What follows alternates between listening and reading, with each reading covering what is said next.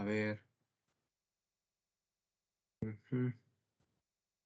Deme un toque que tengo que tomar un pequeño registro y empezamos.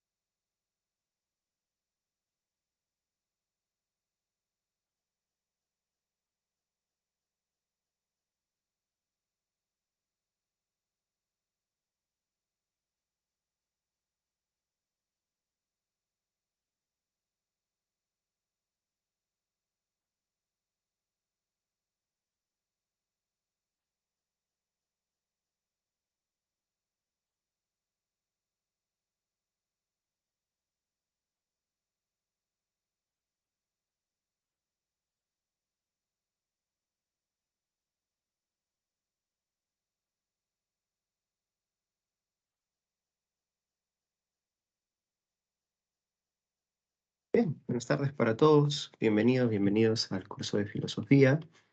Eh, y además está decir también bienvenidos a este ciclo especial. eh, eh,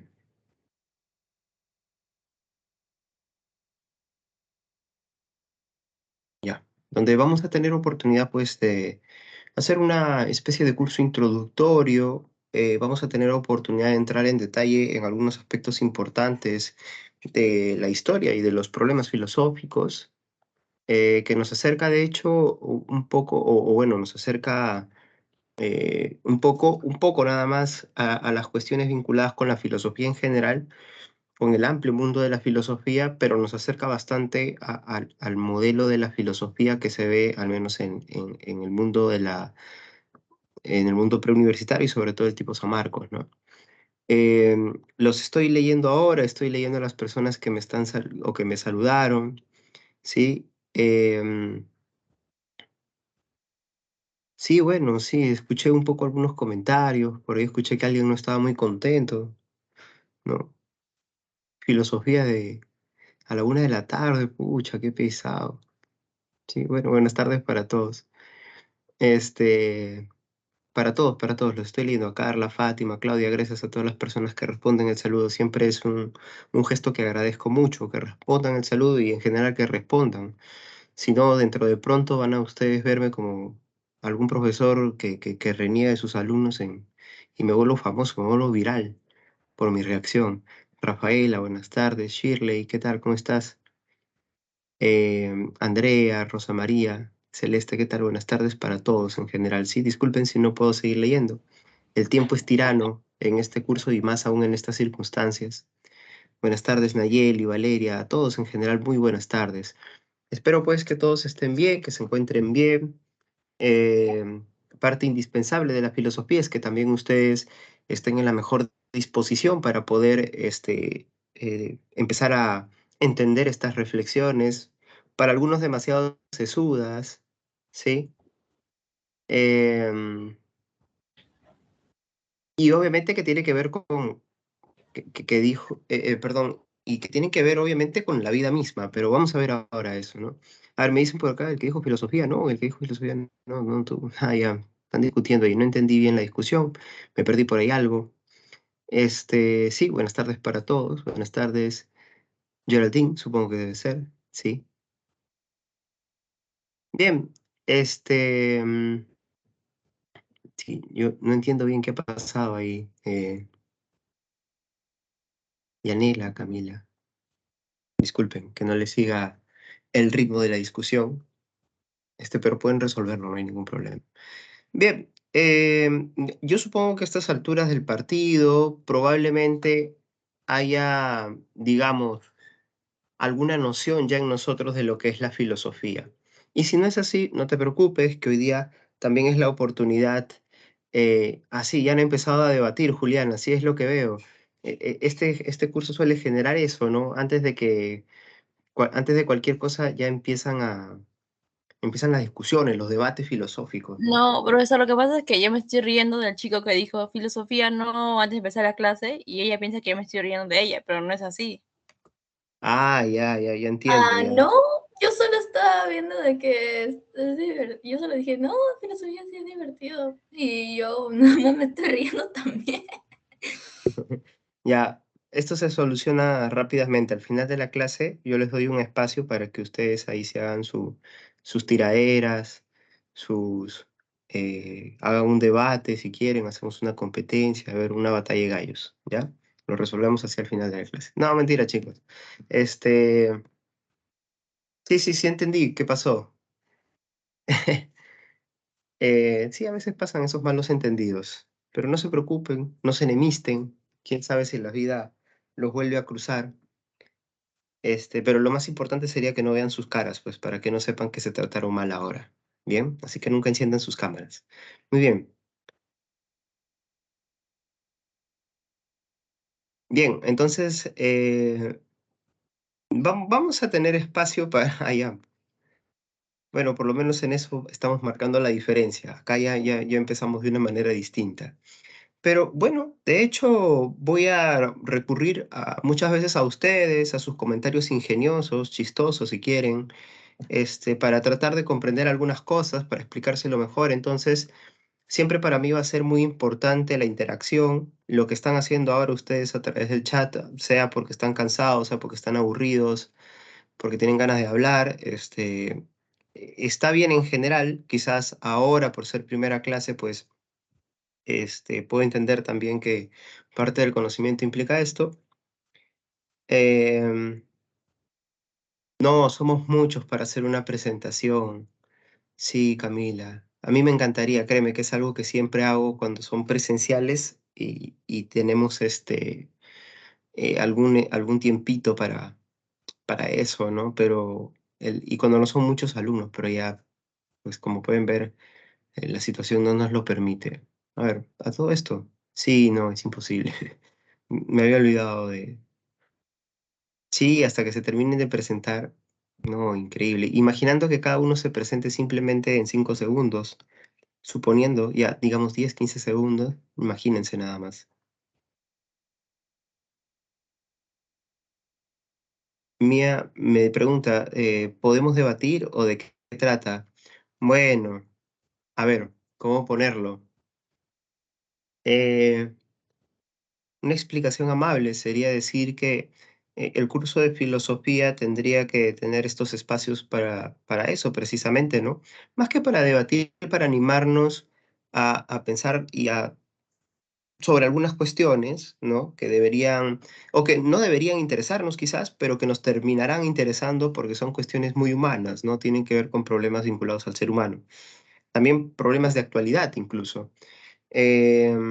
Y entonces, debería tener esos espacios, pero lamentablemente, digamos, como acá el propósito es otro, es tener una aproximación a la filosofía, entonces más o menos la metodología va a ser que yo les explique algunas cosas, luego lo tratemos de aterrizar. Bueno, yo lo voy a tratar de aterrizar y obviamente ahí es donde también, en casos de poca claridad o hay temas que van a ser muy pesados, ¿no? Me va a ayudar mucho su participación, pero también en algún momento ustedes van a tener la oportunidad de participar más activamente. Me pregunta mía, es como una clase de historia, algo sí, algo no. Em, Porque básicamente vamos a ver una primera parte de nuestra clase es medio que histórica, vamos a hacer un recorrido por alguno de los principales filósofos, ¿no? A ver qué dijo tal, por qué es tan importante, por qué esos nombres siguen repitiéndose, qué interesante dijeron, esos problemas todavía tienen actualidad o fueron problemas ya de la antigüedad y a día de hoy ya, pues, ¿qué vamos a hablar de eso?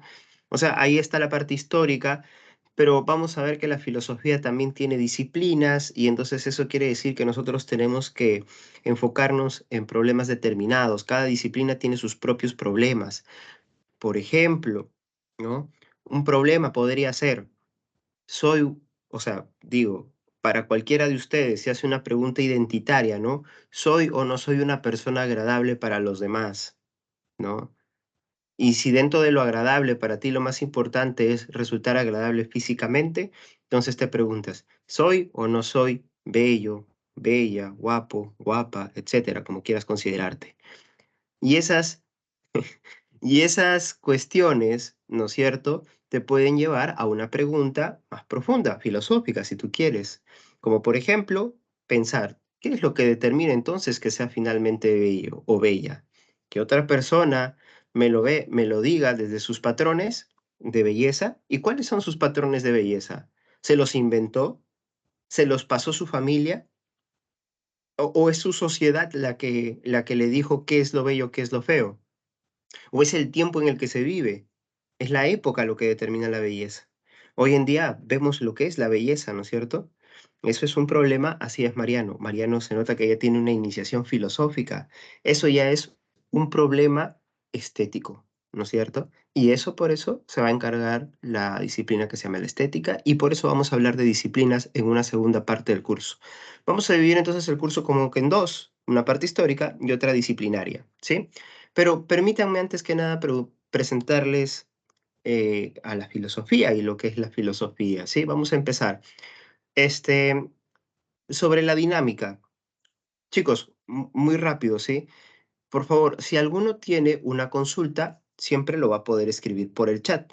Y si alguno quiere preguntar usando su micrófono, cosa que yo agradecería si la consulta es compleja, porque a veces es difícil de entender algunas cosas por chat, entonces sin vergüenza, no es un adjetivo, les estoy diciendo que lo hagan sin vergüenza, que enciendan su micrófono y que me pregunten, profe, ¿esto a qué se está refiriendo? ¿A esto, a aquello? ¿No es cierto? Con confianza. Porque si ustedes me preguntan por el chat y yo les pregunto y yo les voy a tener que replantear la pregunta porque no las entiendo, entonces vamos a perder más tiempo. ¿Te das cuenta? Entonces, si es una pregunta sencilla, chat. Si es una pregunta que requiere que es más compleja, abres tu micrófono, háblame, pregúntame, pero ahí sí te pido un poquito de, ¿cómo decirlo? Un poquito de pertinencia, ¿no? Trata de ser oportuno u oportuna. Si yo estoy hablando y explicando, estoy emocionado, ahí ves que estoy que hago mis ejemplos, estoy que me rayo solito, ese es el peor momento para interrumpirme, porque si ahí me cortas, yo pierdo la hilación. Entonces, cuando yo diga, chicos, preguntas, consultas, cualquier cosita, ahí es cuando tú tienes que encender el micrófono y soltar tu verborrea cuestionadora, ¿sí? Entonces, bien, vamos a empezar. Bien. Em, bueno, vamos a hablar primero del surgimiento de la filosofía. Les pido un minutito nada más.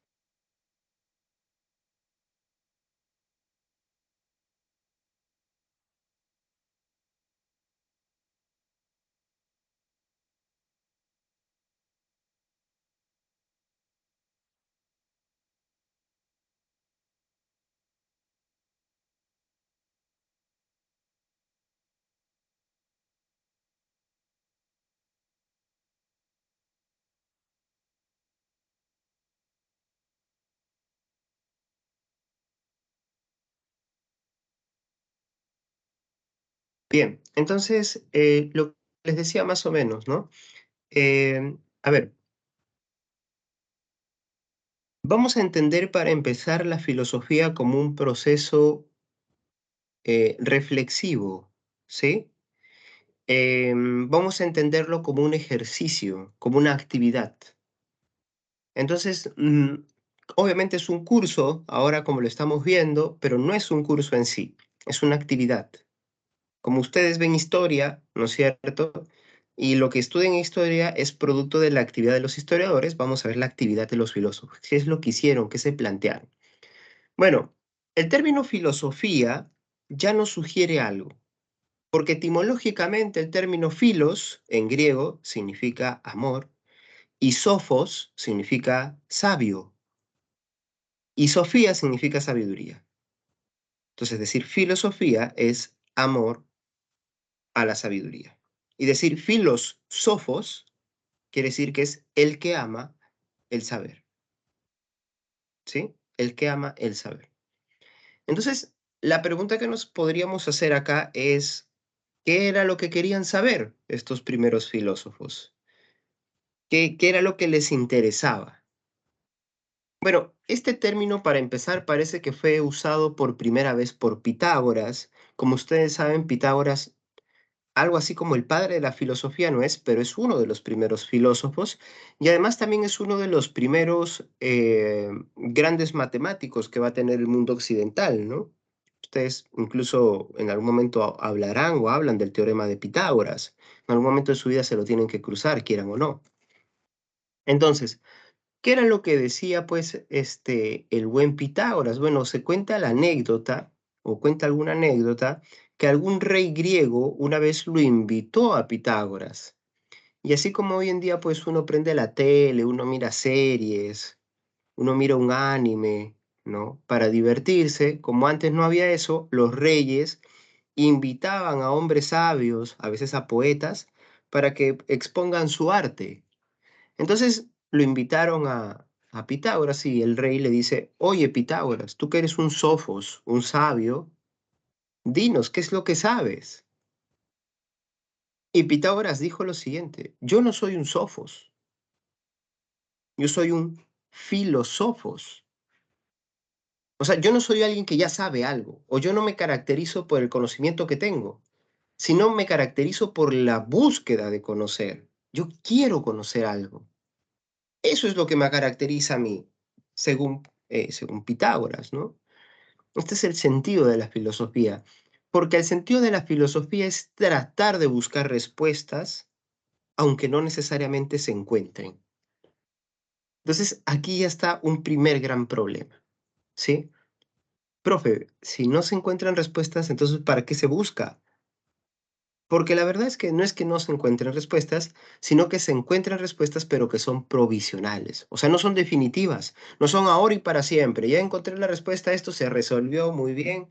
Profe, ¿cuál es el sentido de la vida? Mira, el sentido de la vida es que vayas al colegio, luego vayas a la academia, luego estés en la universidad, conozcas a tu peores nada, luego te cases o convivas con tu pareja, que tengas un hijo o que no lo tengas, o que tengas un perro, y que después de eso fallezcas y te despidas de este mundo. Ah, profe, entonces ahí está el sentido de la vida. Eso explica el sentido de la vida, ¿no es cierto? Bueno, si para ti es satisfactoria esa pregunta, tú dirás, se acabó. Pero como la filosofía es una búsqueda constante, es insatisfactoria cualquier respuesta, perdón. Entonces hay que continuar preguntándose, porque la actividad filosófica es una actividad cuestionadora, ¿sí? Entonces, yo acá quería que veamos algo. A ver,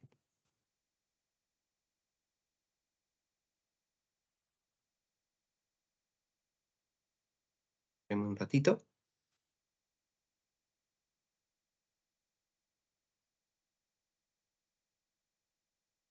es que es un poco. A ver, vamos a ver si se puede ver con claridad. Ah, sí está perfecto. Ya, miren entonces por acá. Voy a compartir mejor esta ventanita. ¿Sí? Se puede ver, ¿no es cierto? Muy bien, entonces fíjense ustedes.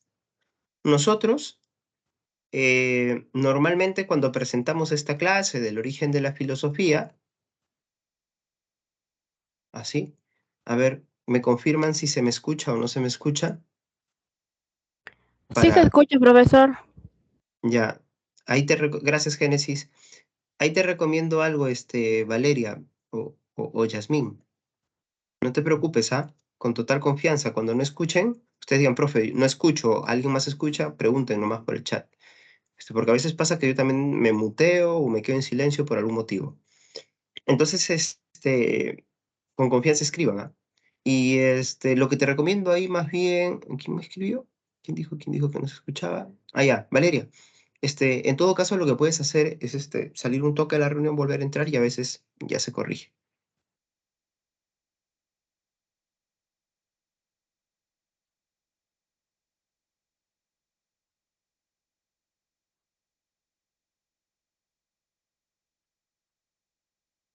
Bueno, yo estaba acá hablándole a Valeria, pero ella no me escucha.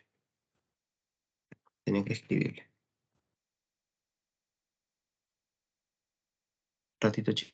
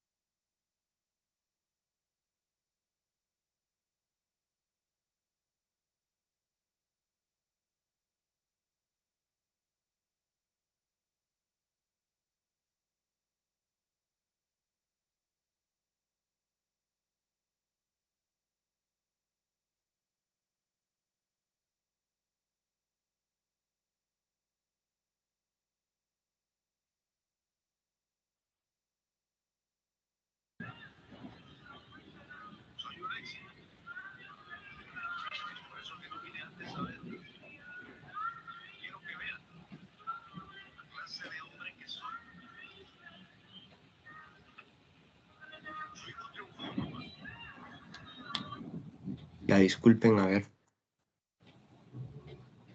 pequeñas cosas que suceden. Creo que hay alguien con su micrófono encendido. A ver, voy a tratar de silenciar. Ahí está. Ya. Entonces, a ver. Ya, miren el mapita, ¿sí?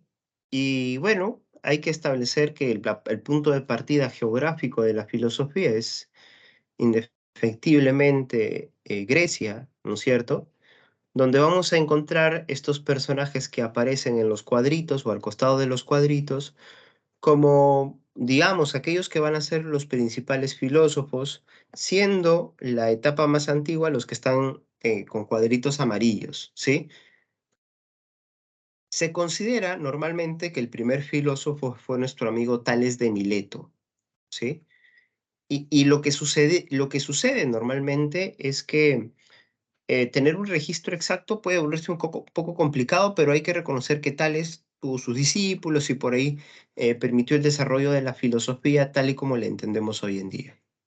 Ahora, algo muy importante, y por ahí alguien lo había escrito, incluso... perfecto, Valeria, perfecto. Ahora, algo muy, muy importante para el nacimiento de la filosofía es algo que por ahí alguien había comentado, que es el hecho de que haya aparecido un primer indicio de asombro. Claro, para llegar a lo que comenta Pitágoras, que era el hecho de que se te planteen problemas y que tú quieras buscar esas respuestas a esos problemas, es lo que nosotros podríamos llamar, incluso hasta el día de hoy, filosofía. Pero la pregunta es, ¿por qué te importan esos problemas? Y ahí es donde adquiere importancia eso que mencionaban hace un momento, ¿no? El asombro. Tiene que haber una capacidad para asombrarse. Para que a ti te interese eso, tienes primero que considerarlo importante, ¿no? Si no es así, no hay manera en que lo veas como un problema por resolver, sino que lo que va a suceder es que tú simplemente vas a verlo como un problema cualquiera, ¿no es cierto? O no como un problema, simplemente como cualquier eventualidad que no tiene nada que ver con tu vida. Entonces, una de las primeras cosas o de las cosas más importantes que hay que tomar en cuenta para comprender el desarrollo de la filosofía es la aparición del asombro. Pero acá hay que tomar en cuenta que muchas de esas cosas que ahora los filósofos van a cuestionar antes eran explicadas, o sea, sí habían respuestas, pero estas respuestas eran insatisfactorias. ¿Alguien sabe a qué tipo de respuestas me estoy refiriendo? ¿Quiénes daban esas respuestas? ¿De dónde viene el mundo? ¿Cómo es el mundo? Todas esas grandes preguntas que nos hacemos los seres humanos. Perfecto, Xiaomi. Lo he pronunciado bien, ¿no es cierto? Xiaomi. Ahí está, Mariano también, ¿no es cierto? Claro, las respuestas que daban la religión, por ejemplo, las respuestas, gracias, Yomi. Y exacto, Yanela, y justo ahí va, las creencias en general. incluso las, las ideas que nosotros adquirimos por patrones culturales, ¿no es cierto? Entonces, nosotros aceptamos algo. Ah, esto, por ejemplo, decimos, esto es verdadero. ¿Por qué? Bueno, no lo había pensado antes, pero siempre me dijeron que era así, ¿no es cierto? Hasta algún punto de tu vida tú has creído que Papá Noel existía, o algunos, no todos, supongo, ¿no? Hoy en día con el beneficio de las herramientas tecnológicas, pues yo imagino que pocos habrán creído en Papá Noel, ¿no? Entonces, claro, como me aclara, no, no sale tu nombre, este, como me aclara Claro, Claro Chagua, entonces eso es importante, determinar que en el espacio donde van a hacer la filosofía, habían determinadas creencias, la de los dioses griegos, había un panteón de dioses, porque los griegos eran politeístas, ¿no es cierto? No tenían un solo dios, tenían varios, y ese es un factor importante también para el nacimiento de la filosofía, ¿no? No había un libro que tenga la verdad, sino que eran un conjunto, digamos, de creencias compartidas entre las distintas ciudades que conforman lo que nosotros llamamos Grecia, que no era una Grecia unificada, ¿no? Sino eran ciudades-estado griegas, principalmente similares en el uso del idioma. Entonces, y obviamente en las creencias religiosas. Ah, perdóname, Anthony, mil disculpas. Es que no sale, pues, ¿no? Sí, tienes razón. Ha habido ahí un inconveniente. Pero bueno, lo bueno es que lo vamos a poder resolver. Bien, entonces, claro, claro, sí te entiendo. A veces pasa. Ojalá que luego pueda ver tu nombre. Hay muchas cosas que los humanos enfrentamos en algún momento de nuestra vida, cosas muy difíciles de vivir, que nos tienen que llevar a cuestionarnos. Por ejemplo, muchos de ustedes quizás ya han tenido oportunidad de vivir estas cosas, pero perder un ser querido o por ahí eh, enfrentar una situación muy difícil en nuestros hogares, con nuestras familias, entrar en contacto con cosas muy diferentes a las que nosotros normalmente vivíamos, todo eso puede ser un disparador para cuestionarnos. Un poco, algo de esa actitud la hemos tenido todos. En algún momento de nuestra vida queríamos saber algo o varias cosas, pero no tuvimos oportunidad de dedicarnos con cuidado a analizarlas. Y es que cuando éramos niños, fíjense ustedes, y teníamos esas curiosidades y preguntábamos esas tonterías que preguntamos todos cuando somos niños, bueno, tonterías vistas desde la mente adulta, ¿no? Porque no eran tonterías. Cuando nos hacemos esas preguntas, lo que está sucediendo básicamente es que hay un interés real por conocer. Se nos aparece todo eso como un gran misterio. Y entonces, ahí hay que reconocer que la filosofía requiere del asombro, del cuestionamiento, pero también de la posibilidad de poder continuar en ello. De niños no teníamos la capacidad racional. Por eso que cuando algo nos causaba curiosidad, lo que nos decían, lo aceptábamos. Podíamos seguir preguntando por qué, ¿no? ¿Por qué el cielo es azul? Ah, porque hay una composición química. ¿Y por qué existen compuestos químicos? Ah, porque toda la naturaleza tiene. ¿Y por qué toda la naturaleza tiene químicos? No sé, podría haberse hecho una cadena eh, de porqués o de preguntas al porqué, pero lo importante y lo verdaderamente interesante es detectar que no teníamos en ese momento la capacidad para sopesar, darnos cuenta que lo que se nos estaba diciendo era sólido o era tonto o no tenía sentido o faltaba algo. No teníamos eso. En cambio, hoy en día, ustedes con sus capacidades ya tienen otras posibilidades, ¿no? Y eso es algo muy interesante de ver que ha cambiado también. Entonces, digamos que estos filósofos, primeros filósofos, están en eso.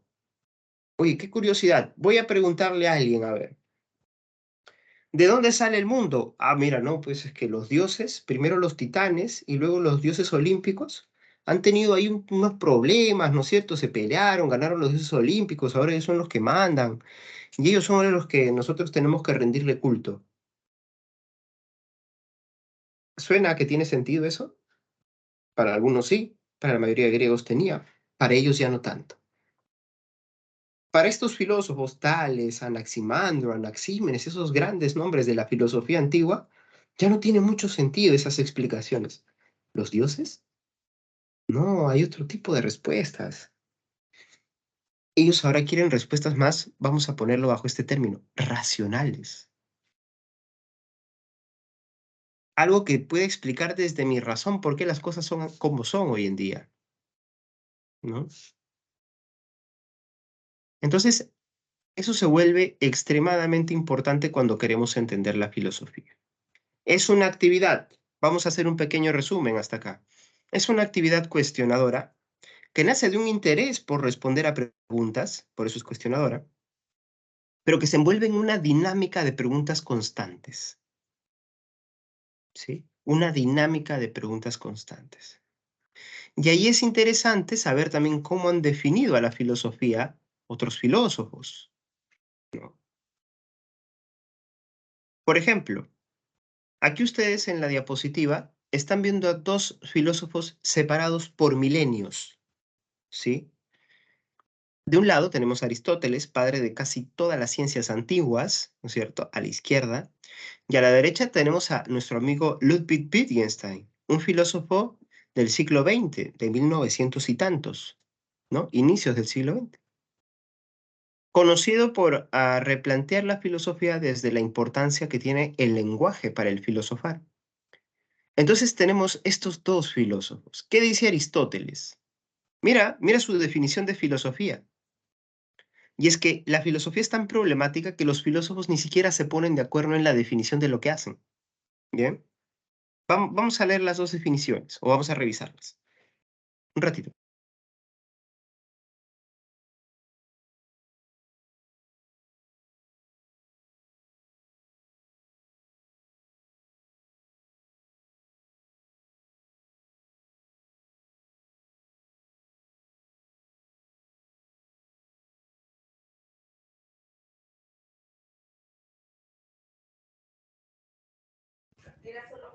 Profesor, estamos con el micrófono, profesor. Profesor, su audio se apagó. Sorry. Hice Su una micro. tontería. Pensé que no se había terminado de mutear. Gracias por avisarme, chicos y chicas. Gracias. Qué amables. Gracias, Nayeli, también. Perfecto. Ya. Entonces, lo que les decía. Vamos a revisar las dos definiciones. A ver. Miren lo que dice Aristóteles. Ahí vamos a ver la diferencia que hay. Aristóteles va a definirla de esta forma. Dice, la filosofía es la ciencia teórica que estudia los primeros principios y las primeras causas. Y es que en el pensamiento de Aristóteles, para yo entender por qué algo es algo o cómo es que algo llegó a ser algo, por ejemplo, yo quiero saber por qué este lapicero tiene esta forma, ¿no es cierto? Pues hay que entender sus causas, dice Aristóteles. Hoy día vamos a hablar de Aristóteles también. Y Aristóteles dice, todo objeto que existe en la realidad tiene un conjunto de causas y este objeto tiene una causa eficiente, o sea, el que lo hizo. Y probablemente tendremos que hablar con la empresa fabricante de este lapicero, que es marca, mejor no lo digo. eh, y entonces, esta marca, ¿no es cierto?, tiene una fábrica donde desarrollaron una tecnología para desarrollar a su vez estos lapiceros. ¿Sí? Entonces, si lo pensamos según nuestro amigo Aristóteles, la filosofía, ¿qué sería? Ir a las primeras causas y principios de este lapicero que explican por qué está acá este lapicero. Sí, ya sé la fábrica, ya sé todo eso, pero oye, ¿y detrás de la fábrica qué hay? ¿Cuál es el sentido de que algo exista? ¿Cuáles son esas causas primeras? ¿Qué es lo que explica el origen de todo? Sí, perdón, ¿me decías?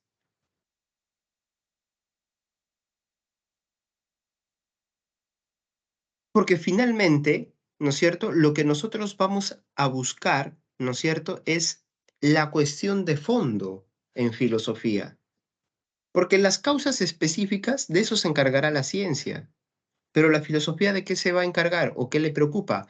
Claro, por las cuestiones de fondo, por ejemplo, la razón de ser en este mundo, como dice Anthony, o la búsqueda de la causa incausada, algo muy aristotélico, ¿no? Muy bien, Carla. Me dice Camila, el hombre, claro, ¿por qué el hombre está acá? Y eso no lo vas a explicar. Por ejemplo, yo te hago o tú te haces la pregunta, ¿por qué el ser humano está acá en la realidad? Y yo no te voy a decir, porque sus papás se reprodujeron un día, ¿no es cierto? Y acá está, pues estás tú como resultado, estoy yo como resultado, gracias a nuestros padres. No, sino que quiero saber por qué existe esta cadena de reproducciones hasta llegar a mí. ¿Cuál es el sentido de esa cadena? Una pregunta ya más profunda. Y ahí están las primeras causas y los primeros principios, dice Aristóteles.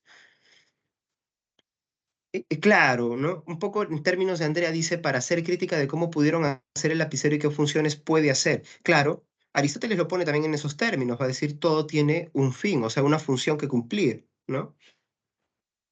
Y las funciones que puede hacer este lapicero, digamos, este, va a ser determinada por otras causas también, ¿no es cierto? Eso es lo que Aristóteles llama la causa final, para qué sirve algo. Pero también hay otras causas, la causa eficiente, la causa formal, todo eso interviene cuando quiero entender un objeto. Y es que ahí estoy yendo a las primeras causas, quiero entender todo desde el origen para ver cómo surge. Pero a este otro filósofo del siglo XX le va a sonar que la filosofía no es ni ciencia, ni es teórica. La filosofía es más que todo una confusión para este filósofo. Nuestro amigo Ludwig Wittgenstein va a decir lo siguiente. Él va a decir que en verdad la filosofía se produce por los malos entendidos del lenguaje. Cuando usamos mal el lenguaje es cuando surge la filosofía. Entonces él dice lo siguiente. Fíjense, voy a leerlo con detenimiento. La filosofía no es un cuerpo de doctrina. O sea, no es una enseñanza, no es algo que se te enseña. No es una doctrina, algo que tienes que aprender, sino una actividad que consiste esencialmente en esclarecer las proposiciones lógicas del lenguaje. ¿Mm? Medio complicado suena eso, ¿no?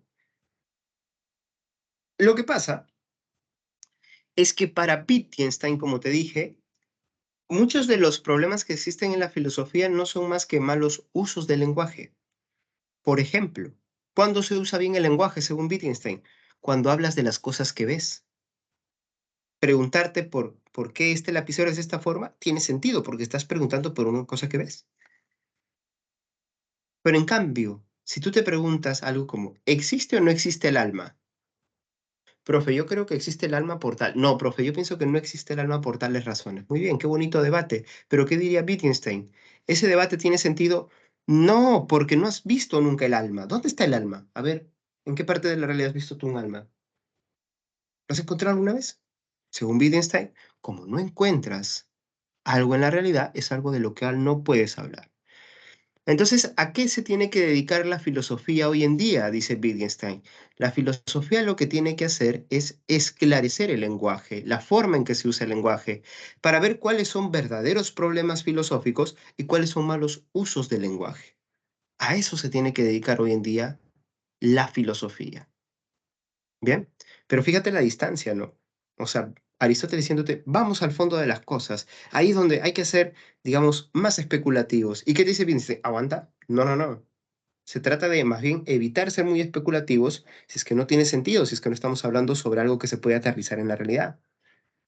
Bien, entonces hay una enorme distancia entre ambos filósofos. Chicos, hasta acá. ¿Tienen alguna duda, consulta, pregunta, queja, comentario, opinión? Todo es bien recibido. ¿Consejo? ¿O de repente quieres un consejo?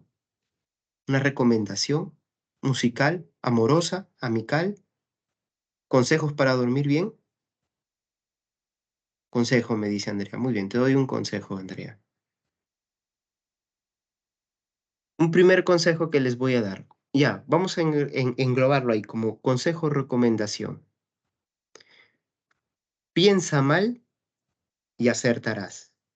Primer consejo de la clase. Llévense ese regalito de sabiduría. Sí, Piensa mal y acertarás. Bien, voy con las otras preguntas. La ciencia para Aristóteles, ¿cómo la entendían en ese tiempo? Ah, es una muy buena pregunta, Piero, te agradezco enormemente esa pregunta porque hay que recordar que para los antiguos la ciencia no es lo que para nosotros es ciencia. Hoy en día nosotros llamamos ciencia todo lo que es derivado del método hipotético deductivo, ¿sí? O sea, cuando hay un método experimental, incluso se experimenta y así aceptamos que algo es válido, científicamente hablando. Para Aristóteles no. Para la antigüedad, la ciencia es el simple hecho de poder especular, poder hablar racionalmente de algo. Sí, es más amplio, es menos exigente la ciencia de antes, si tú quieres, ¿no? Profe, ¿cuál era el nombre del segundo filósofo? Me pregunta Nayeli. Ah, ya, Wittgenstein, ya, ese es su apellido, y su nombre es Ludwig. Lo voy a escribir. Ludwig, uy, lo escribí al revés. Ludwig Wittgenstein. Según un amigo se tiene que pronunciar Wittgenstein, ¿no? Pero yo no lo sé pronunciar, ¿para qué le voy a mentir? Es Wittgenstein, la versión mejor castellanizada.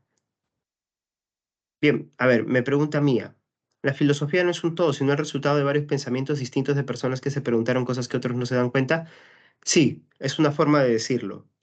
Podemos decir que lo que hasta el día de hoy se llama filosofía es un conjunto de ideas que han ido soltando distintas personas. Sí, es una buena manera de verlo, perfecto.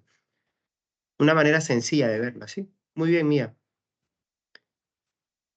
Sí, en algún momento se le llamó filosofía natural. Sí, tienes razón, Mariano. Piero, por el isomorfismo de Wittgenstein, a ver, ¿se puede decir que es un empirista? En parte sí. Bueno, para quienes no sabemos todavía lo que es el isomorfismo, ¿no es cierto?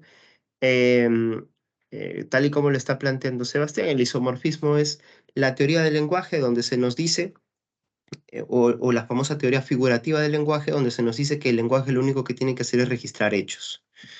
Y en el sentido en que hay, sobre todo, atención a los hechos sensoriales que se perciben por los sentidos, pues sí, el isomorfismo tiene una relación con el empirismo, sí, alguna. Basándose en que Wittgenstein no creería en los fantasmas, tampoco creería en Dios o sí. Puede creer en Dios, pero no puede hablar de él.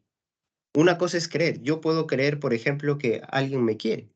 Yo puedo creer que mi pareja me ama, ¿no es cierto? Pero ¿es verdad o no es verdad? Pues vamos a los hechos. Si en los hechos yo veo acciones que me lo muestren, sí. Lo mismo pasa con esos temas. Tú puedes creer en Dios, pero ya en los hechos es otra cosa. No puedes hablar de algo que no ves. Así como yo no puedo hablar del amor de alguien que no me demuestra su amor. No, no tiene sentido eso. Bien, entonces ahí hay un asunto interesante. Génesis. Profesor, Tales de Mileto es considerado el primer filósofo de Epicteto se le atribuye el origen de los términos filosofía y filósofo. Sí, así es. O sea, Mileto es en la práctica el primer filósofo por una cuestión cronológica de años nada más, y Pitágoras es el que plantea el término filósofo, ¿no? Me pregunta Valeria, ¿cuál es mi filósofo favorito? Oh, no, tengo varios, es muy difícil. Pero a mí particularmente, a ver, ¿quiénes me atraen? Mi tesis de licenciatura la escribí sobre Kant, ¿no? Immanuel Kant, un filósofo alemán, lo van a notar cuando hable de él, pero quienes me han gustado mucho y me sigue gustando leerlos son Platón, por ejemplo, es alguien que me gusta leer mucho. Aristóteles también tiene lo suyo, obviamente Kant, em, y últimamente los republicanos en materia de ética y política, ¿no? Los neorepublicanos y los de antes, los clásicos. Maquiavelo me gusta mucho. Rousseau también es alguien que disfruto mucho su lectura porque también escribe muy bien, ¿no? Tiene una lectura muy amable con el lector, pero también muy enriquecedora, ¿no? O sea, tú hasta aprendes a escribir cuando los lees. Puedo ser agnóstico también, sí, me lo sugiere Génesis, Mariano también, hasta cierto punto, ¿no? Pero bueno, no vamos a hablar nosotros de Wittgenstein, pero Wittgenstein en algún momento sufre un cambio y va a cambiar su Profe, teoría figurativa del lenguaje y la va a plantear de otra forma. ¿Alguien me está hablando? A ver, suba el eh, volumen para escucharlo. sí, yo. Profe, mencionó que leyó o le gusta Maquiavelo. ¿Qué opina Y de eso su es. frase de que el fin justifica los medios? Bueno. Hay algunos libros muy interesantes. Hay toda una bibliografía nueva sobre Maquiavelo. Entre esos autores que hablan de Maquiavelo está este señor. A ver, voy a apuntar este nombre. Quentin Skinner, ¿no? Que demuestran que Maquiavelo no dijo eso. O sea, para empezar, por escrito, registrando, eh,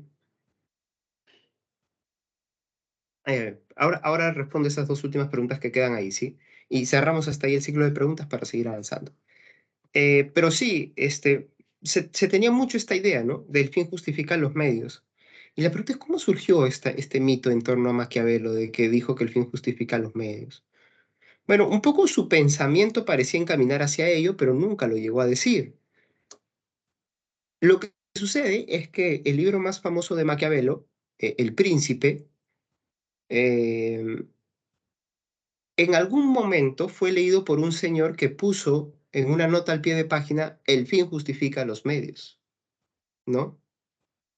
Y quien hace eso es un señor que leyó ese libro, El Príncipe, y le encantó y dijo, esto significa que el fin justifica los medios. Lo pone en una nota al pie de página.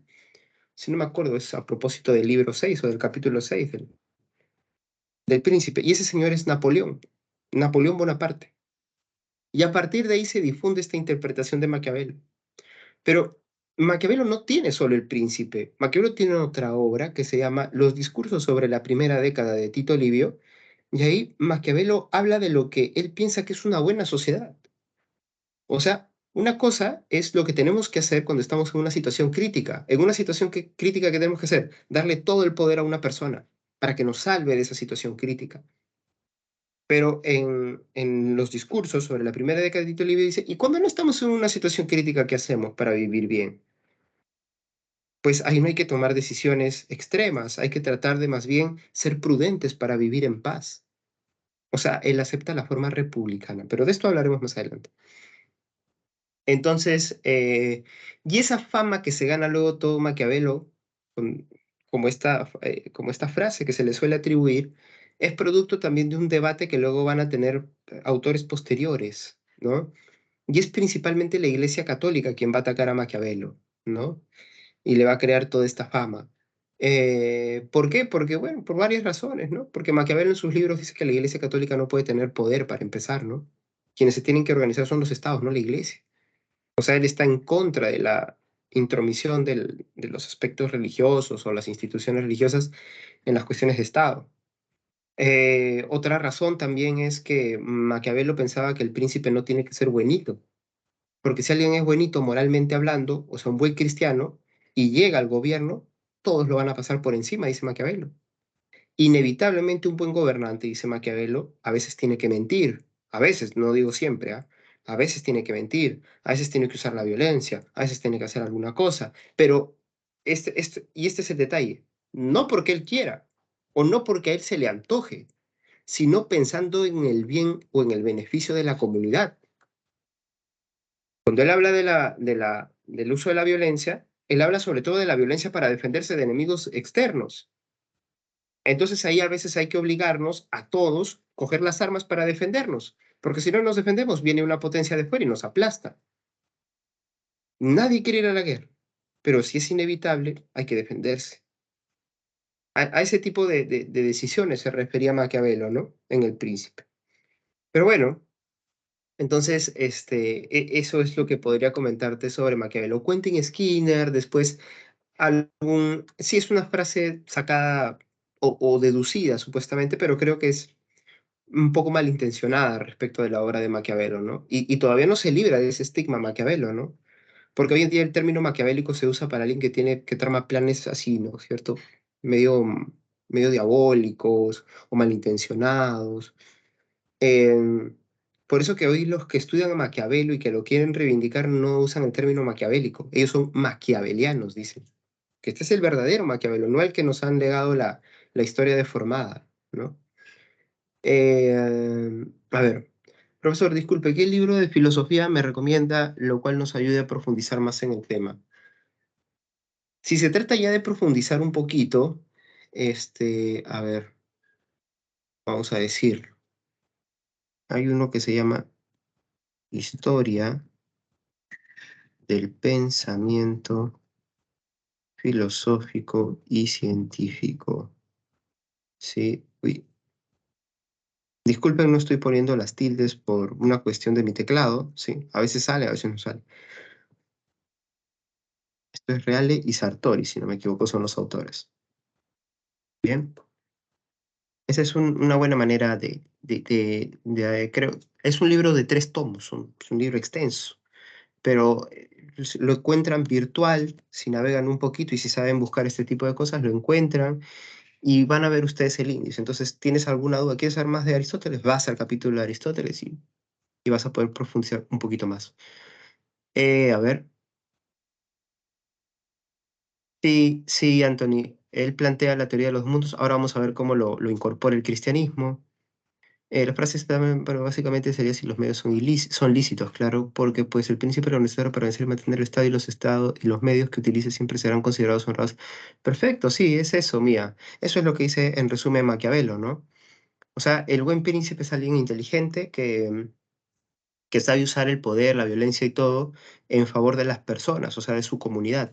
Porque vamos, si muere todas las personas a las cuales tú gobiernas, ¿a quién vas a gobernar? Por eso que el rey, el rey, ¿no es cierto? Usando una metáfora del ajedrez, a quien tú defendes es al rey. Por tanto, el gobernante es más como la reina. Tiene que usar todo su poder para defender al rey. ¿Quién es el rey? El pueblo, pues, ¿no? Sí, lo sacaron de contexto, ¿no? Para decirlo. Probablemente, ¿no es cierto? Probablemente. O una versión mal interpretada también, ¿no es cierto?, de la realidad social e histórica. Muy bien. A propósito del comentario de Mía, el último, ¿no? Del bigotón más famoso de la historia. Muy bien. Entonces, para volver a las cuestiones de presentación,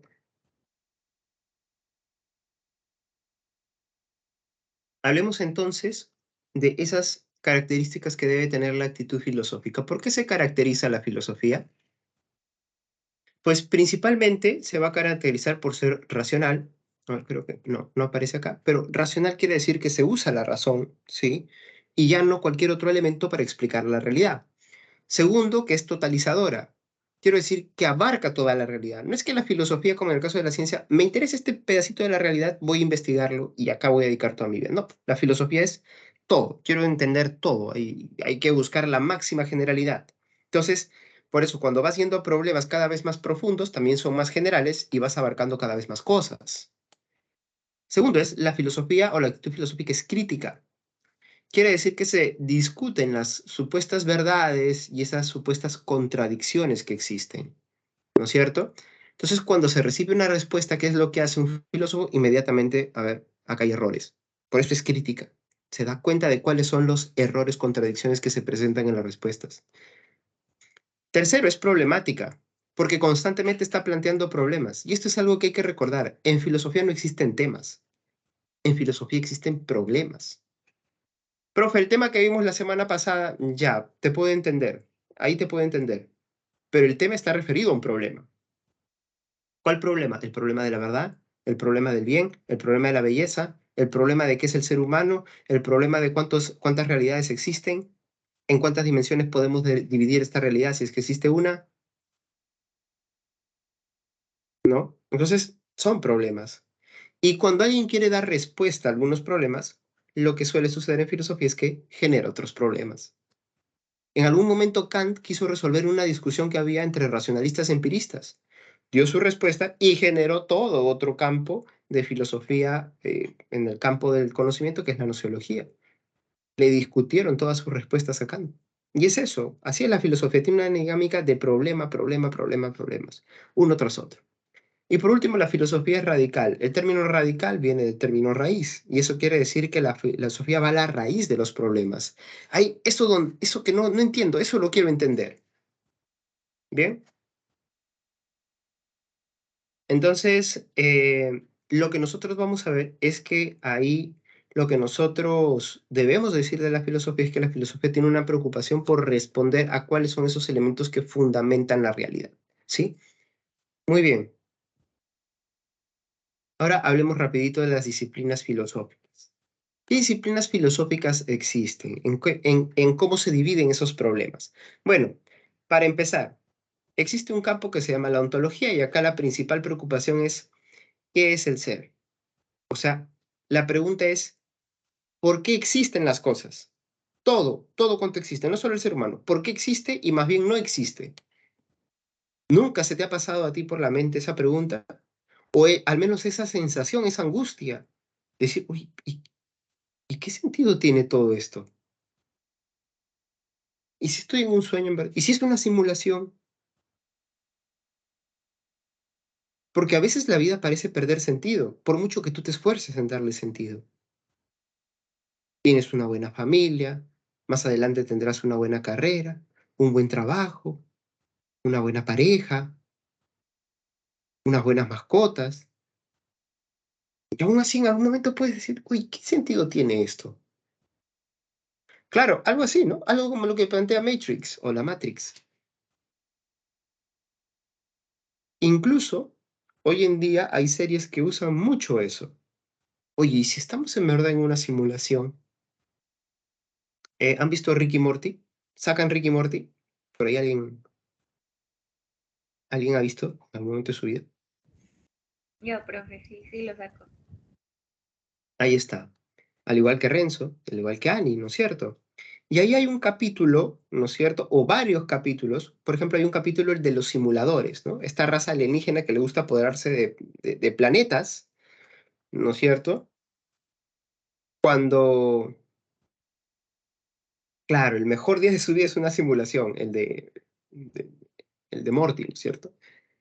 Y además hay otro capítulo donde Rick tiene la posibilidad de crear una realidad, toda una realidad solamente para que alimenten su motor, el motor de su nave espacial. Y es que, claro, ¿qué no nos permite a nosotros pensar que todo esto que ha logrado la humanidad, de lo cual nosotros nos sentimos muy orgullosos, con sus efectos negativos de depredación, contaminación, lo que sea, no son más que una irrealidad? O sea, es realidad para nosotros, pero es una realidad visto desde fuera, para otra persona, para otro punto de vista externo. Quizás somos su creación. Bueno, la ontología se pregunta, aguanta, ¿esta realidad es o no es? ¿Es la única realidad o hay otra? Esa es la primera pregunta. Segunda pregunta que podemos encontrar más interesante, ¿y por qué existe la realidad? Tercera pregunta que se puede encontrar en la ontología, ¿por qué las cosas son como son? ¿Por qué tienen esta forma? ¿Por qué no son de otra forma? ¿Por qué el mundo no se está desarmando, se está deshaciendo? ¿Qué ha pasado? ¿Por qué está estable? ¿O por qué parece estar estable? ¿No? ¿Por qué todo tiene que tener una duración? ¿Por qué existen el tiempo-espacio? Ya, todas esas preguntas son ontológicas, tienen que ver con la realidad en general. Ya si vamos reduciendo el espacio o el espectro de las cuestiones, por ejemplo, nociología es la disciplina que dice el conocimiento. ¿Qué es el conocimiento humano? ¿Existe el conocimiento? Sí, profe, existe el conocimiento, si no, usted no nos estaría enseñando. ¿Sí? ¿Seguro? Los científicos se precian de haber conseguido conocimiento en varios momentos de la historia de la ciencia. Pero luego esos conocimientos que se consideraban conocimiento dejaron de ser conocimiento porque aparecieron nuevas formas de conocimiento. Entonces lo que creían que era conocimiento ya no es conocimiento. ¿Y dónde quedó el conocimiento? ¿Te das cuenta? Se supone que si es algo que se ha conocido, debería durar, pero no dura. Es problemático también eso. ¿Y de quién depende el conocimiento? ¿Del que conoce o del que es conocido? ¿Cómo se genera el conocimiento? ¿Gracias a nuestra razón o a nuestros sentidos? ¿O es la participación de ambos? ¿Pero quién empieza? ¿La razón o los sentidos? Los sentidos, profe.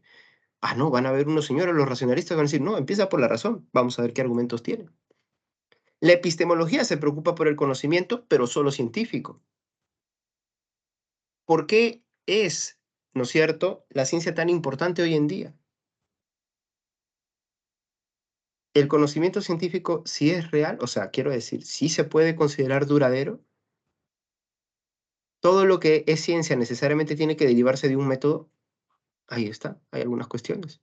Los problemas de la axiología, que son los problemas de los valores. ¿Cómo son los valores? ¿Por qué existen los valores? ¿De qué dependen los valores? Profe, este me parece el mejor lapicero que he usado en toda la historia de mi vida. A partir de ahora solamente voy a comprar esta marca de lapicero. ¿Por qué? Ah, profe, porque la tinta fluye bien y tal. ¿Y por eso lo llamas el mejor?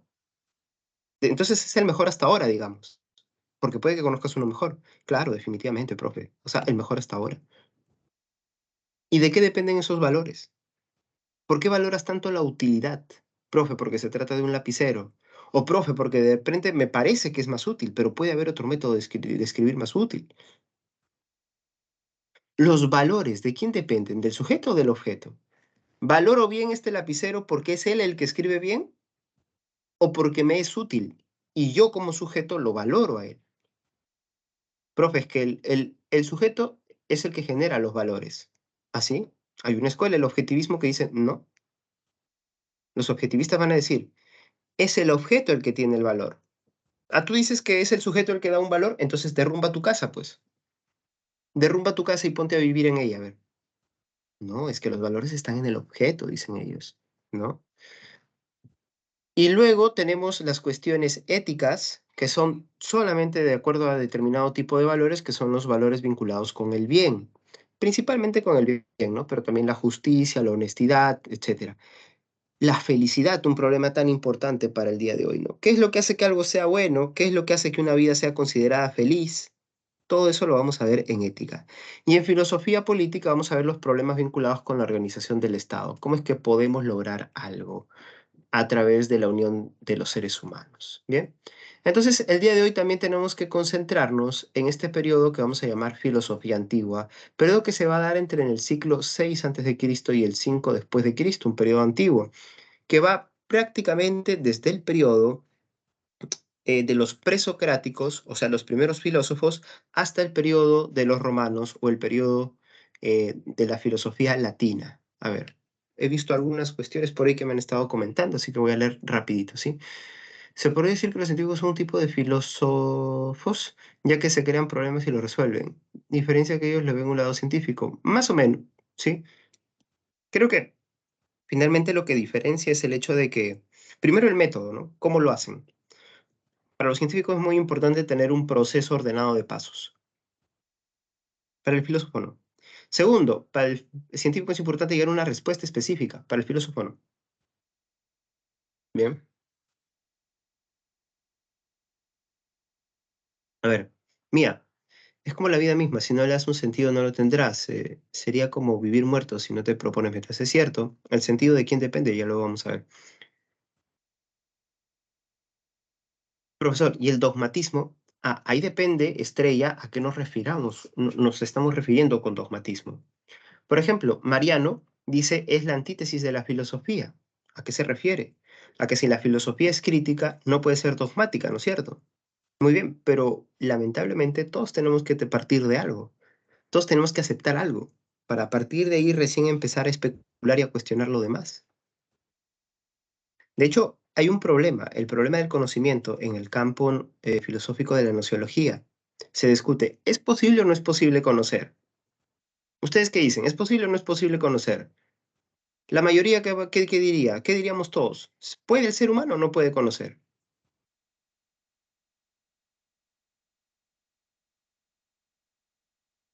¿No es cierto? Creo que a todos nos surge la misma idea. Posible, posible. La mayoría de filósofos dice que es posible conocer. ¿A ellos cómo se les dice? Dogmáticos.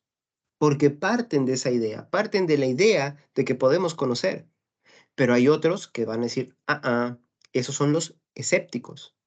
Ellos van a decir, no, no es posible conocer, porque nuestra razón tiene límites. Nuestros sentidos nos engañan y los objetos nos esconden cosas. El objeto no te da toda la información. Es por eso que si tú sigues investigando cualquier objeto, por ejemplo, vas al nivel cuántico de la materia, vas a seguir descubriendo un sinnúmero de cosas. Y, interesante, ¿no? O sea, quiero decir, o sea, ahí hay un problema interesante, por lo menos. ¿Por qué se le llama dogmáticos? Porque el dogmático tiene que aceptar algo. Y vamos, chicos, en filosofía, por mucho que nos cuestionemos algo, todos partimos de algo. Todos debemos tener alguna creencia. Desde la creencia primordial de que estás vivo, hasta la creencia de que en este momento, en este mismo momento, no te vas a morir. Porque si fuese así, dejarías en este momento de estar atendiendo a la clase de filosofía, harías otra cosa. Profe, voy a morirme ahorita, pero voy a despedirme de mis perros, de mis papás, etcétera. ¿No es cierto? ¿Te das cuenta? Pero asumes que no, que vas a seguir vivo por ahora. Bien. Se le dice escéptico Sebastián, pero si el escéptico busca dudar de todo, también deben aceptar que debe dudar de todo. El escéptico tiene fundamento, el escepticismo tiene fundamento. También debe aceptar que debe dudar. Ah, claro. Esto es algo muy cartesiano, ¿no? Descartes es quien lo plantea, estimado Sebastián. Descartes es quien va a decir lo siguiente. Voy a dudar de todo, dice Descartes en algún momento, ¿no? Pero tengo que partir de algo. Siempre hay que partir de algo, ¿no? Así que, o sea, ni el escéptico está libre de eso, ¿no? Sí, sí, sí. Muy bien, entonces volviendo a la historia de la filosofía. Vamos a hablar nosotros de 4 periodos y nosotros vamos a ver 3 de estos 4. El de medieval no lo vamos a ver a detalle. Y básicamente vamos a encontrar que en filosofía antigua hay una serie de periodos y el día de hoy vamos a centrarnos sobre todo en el periodo en que aparecen las grandes figuras, ¿sí? Una de esas grandes figuras es, para empezar, nuestro amigo Sócrates. Primer filósofo de la etapa socrática, que justamente llega a su nombre por lo importante que es para esta etapa, o también conocida como etapa antropológica.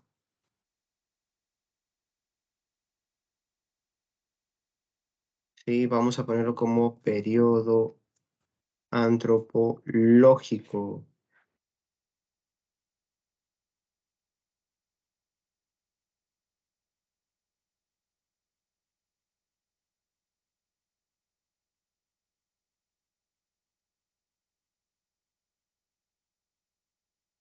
Bien, ahí tienen ustedes 3 periodos de la filosofía antigua muy importantes, ¿sí? Faltan un par más ya, pero vamos a concentrarnos en estos 3 para esta clase. El periodo presocrático, ¿sí? Donde los principales problemas era ¿de dónde ha salido toda la realidad, no? Este es el problema de la naturaleza o de la fisis. Luego viene el periodo antropológico, donde la principal preocupación es el ser humano, como en el caso de Sócrates. Y luego viene el periodo de los sistemas, donde quieren abordar más, o sea, todos estos problemas, la fisis, la naturaleza, el mundo, el ser humano, qué es el bien, qué es el mal, o sea, problemas ontológicos, antropológicos, éticos, filosófico-políticos, y en el periodo de los sistemas aparecen 2 grandes nombres, como vamos a ver. Muy bien, ¿quién era Descartes? Bueno, perdón, ¿quién era nuestro amigo Sócrates? Bueno, para empezar, Sócrates, un ratito, he dejado de compartir un momentito nada más. Ups, a ver, perdón, he cometido una burrada.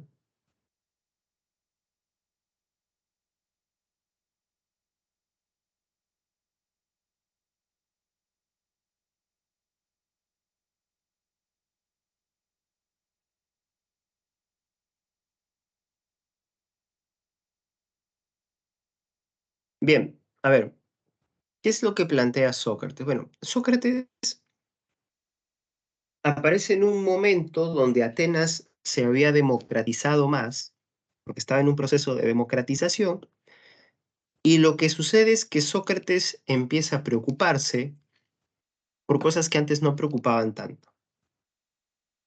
Puede existir el conocimiento verdadero, no puede ser. Bueno, es que aparecieron un grupo de personas, los sofistas, así se les llamó, donde el principal representante es Protágoras, sí, vamos a ponerlo acá, sofistas, para los sofistas, y acá vamos a poner a Protágoras, ¿sí? Bien. Los sofistas, dentro de los sofistas Protágoras, consideraban que la verdad es relativa a cada quien. Por ejemplo, yo les pregunto, chicos, ¿es verdad que la belleza consiste en tener un cuerpo armónico? Y alguno me dirá, sí, profe, sí, definitivamente, la armonía. Otro día, no, profe, a veces una pequeña desproporción o las imperfecciones hacen que también algo sea bello, ¿no? Vamos a encontrar diferencias. Algunos dirán, sí, a veces, otros dirán, depende. Bueno, entonces, lo que nosotros estamos encontrando es que no hay una respuesta única, hay varias respuestas. Eso es lo que planteaban los sofistas, que la verdad es relativa a cada persona. Si cada persona tiene su propia verdad. Entonces, Sócrates va a decir, pero aguanta. Si todo es relativo, entonces, ¿de qué vamos a hablar? ¿Sobre qué nos vamos a poder poner de acuerdo? Complicado, ¿no? ¿Cómo conseguimos ese conocimiento verdadero de las cosas? ¿Existe el conocimiento verdadero? Bueno, y lo que va a decir Sócrates, sí existe el conocimiento verdadero.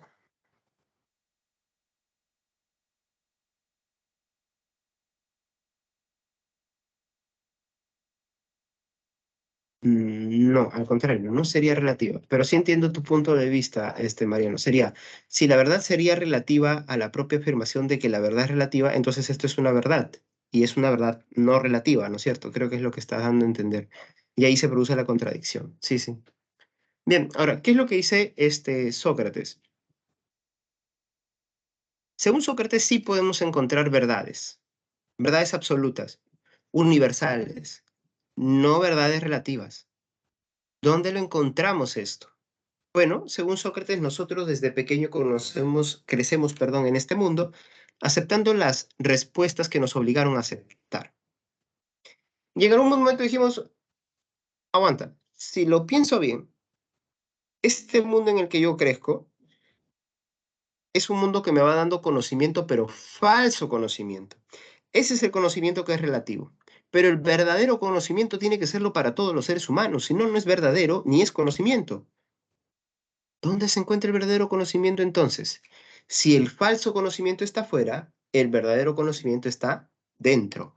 Porque según Sócrates, tú has estado en algún momento, no sabemos dónde, pero has estado en un lugar donde has podido vivir la verdad de las cosas, o sea, las cosas verdaderas. Y lo único que tienes que hacer ahora es recuperar esas grandes verdades. Tienes que mirar dentro de ti mismo para recuperar esas verdades.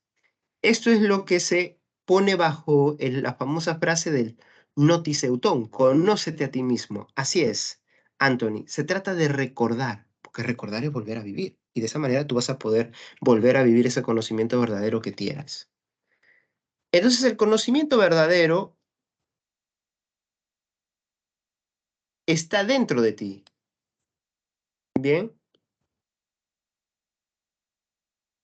Ahora, ¿cómo lo vas a lograr? ¿Cómo vas a recuperar ese conocimiento? Pues Sócrates va a decir, esto se logra a través de un famoso método que se conoce como mayéutica. ¿Sí? ¿Y qué es la mayéutica? Pues es un método donde te voy a hacer una serie de preguntas. Ahora, ¿qué es lo que pasa? Que nuestro amigo Sócrates va a ir caminando por Atenas y entrevistándose con diferentes personas y preguntándole a estas personas, oye, tú que eres, por ejemplo, ¿no? Imagínate, un juez, tú que eres un juez de los más respetados, dime, ¿qué es la justicia? Y Sócrates los halaga, ¿no? Le dice, tú que eres el juez más sabio que he conocido, que se ha conocido en Atenas. Se les infla el pecho a los entrevistados y dicen, mira, Sócrates, tú eres una bestia, tú eres un ignorante, yo te voy a contar a ti la verdad. La justicia es esto. ¡Pah! Y Sócrates escucha muy atentamente y luego dice, ah, eso es la justicia. Y empieza la parte de las preguntas. Y si la justicia es esto, entonces, ¿por qué? Si la justicia... Y empieza a detectar las contradicciones de esa definición. Supongamos lo siguiente, ¿no es cierto? A ver, yo hablo contigo, ¿no? Te empiezo a entrevistar, supongo. Oye, imagínate que a ti te entrevista Sócrates, no yo, sí, alguien más intimidante. Sócrates viene y te entrevista. Tú estás a la expectativa, estás atento y te dice, a ver, dime, ¿qué es la amistad? ¿Tú qué vas a decir? Bueno, la amistad es una relación donde uno está dispuesto a compartir lo que tiene con el otro. Sócrates te va a decir, ah, mira, y compartir significa compartir todo, sí, todo, las riquezas, todo, todo. Muy bien. Entonces, si uno está dispuesto a compartir todo, entonces también estarías dispuesto a compartir tu pareja con tu mejor amigo.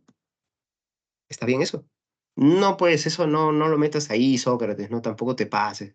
No, hablo de compartir cosas que no son propiedad, ¿no? Ah, entonces la amistad distingue la propiedad de cada uno. Claro, pues yo te puedo regalar si quiero, no te puedo ofrecer algo, pero no a mi pareja, pues ¿cómo vas a pensar eso, Sócrates? No seas enfermo. Pero es una contradicción, entonces la amistad no es compartir. A ver, plantéate otra definición. Y ahí tú veías a las personas formular otra definición, buscar otra manera de entender, en este caso, la amistad. Y lo conseguían hasta que en algún momento se rinden y dicen, Sócrates, tenías razón, yo soy una bestia.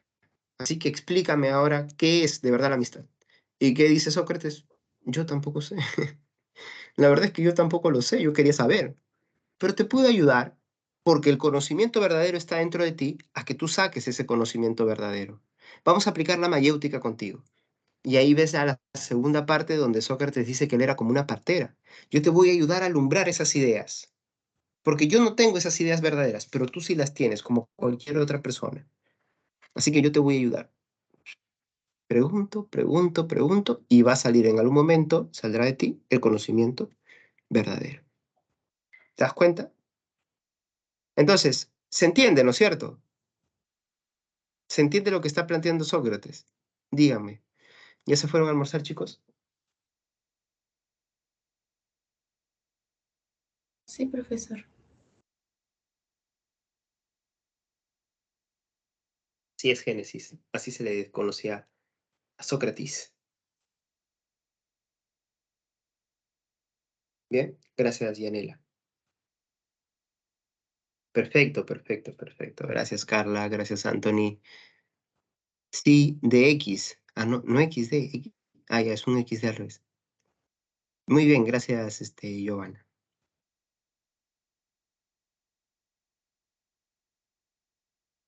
Claro, muy buena pregunta, Yumit o Dayana. Sí, es una verdad que es interna, ¿no? Por eso que el proceso es introspectivo. Por mucho que otro te haga las preguntas, tú eres el que se tiene que dirigir dentro de ti y tratar de sacar esas preguntas. ¿Sí? Bien, entonces, hasta ahí con nuestro amigo Sócrates. Bien. Ahora, Sócrates, si se la pasa preguntando por Atenas, oye, tú sabes, no sabes, eres una bestia, diciéndole a los demás que no saben, ¿no es cierto? En algún momento va a chocar con las personas equivocadas y va a empezar a ser perseguido nuestro amigo Sócrates.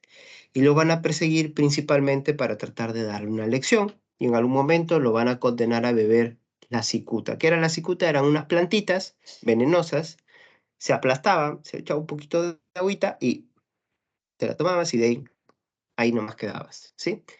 Sócrates va a ser condenado a ello. Para muchos, Sócrates no merecía esto, tenía que escapar porque la justicia ateniense no estaba siendo justa, porque, que digamos, pero Sócrates se rehusó a escapar y se quedó en su ciudad y dijo que él aceptaba su destino porque decía que la muerte no era más que una especie de periodo, ¿no? La vida es un periodo y la muerte misma es un periodo hacia otra vida mejor, donde voy a estar por fin con las ideas verdaderas, ¿no?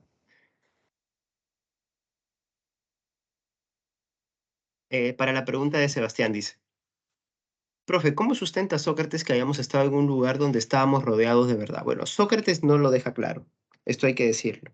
Sócrates, lo que tenemos de Sócrates no son textos, no hay libros escritos por Sócrates.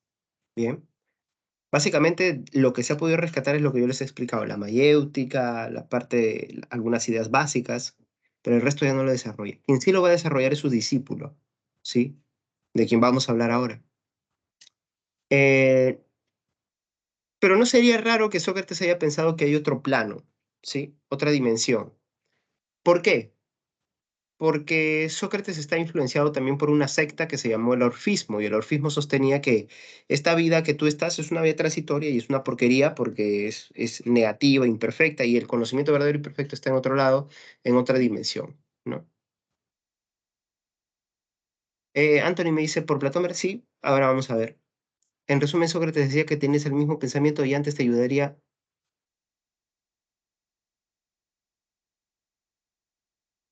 Sí, Andrea. O sea, la mayéutica es un proceso de preguntas constantes que te van a ayudar a sacar el conocimiento verdadero que tienes dentro de ti, pero que tú no sabes que tienes. Poco a poco lo vas sacando y vas descubriendo que, oye, sí tenía conocimiento verdadero dentro de mí. ¿Bien? Bueno, entonces Sócrates es condenado a beber la cicuta, tenemos un final trágico para él y uno de sus discípulos que más se va a alarmar es este señor, Platón. ¿Sí? Platón, a diferencia de su maestro, no va a pasársela por Atenas entrevistando a gente, sino que él ya va a escribir libros y va a formar un grupo de estudio, para decirlo de cierta forma, que es la famosa academia, ¿sí? Y la academia es un espacio donde él piensa preparar a las personas para cumplir con ese propósito de su maestro Sócrates de conseguir las grandes verdades, ¿no? Ahora, el problema que va a enfrentar nuestro amigo Platón es también el hecho de saber qué es la vida, qué es la realidad, qué es el conocimiento, qué es el bien. Y a todo esto él va a responder con el famoso o la famosa teoría del mundo de las ideas, o también conocida como la teoría del topus Uranus, ¿no? La idea de que hay una dimensión distinta a esta realidad. Bueno, para volver a esta pregunta que me hacían hace un momento, a ver un ratito que lo encuentro. Ahí está, a la pregunta que me hacía Sebastián. Acá.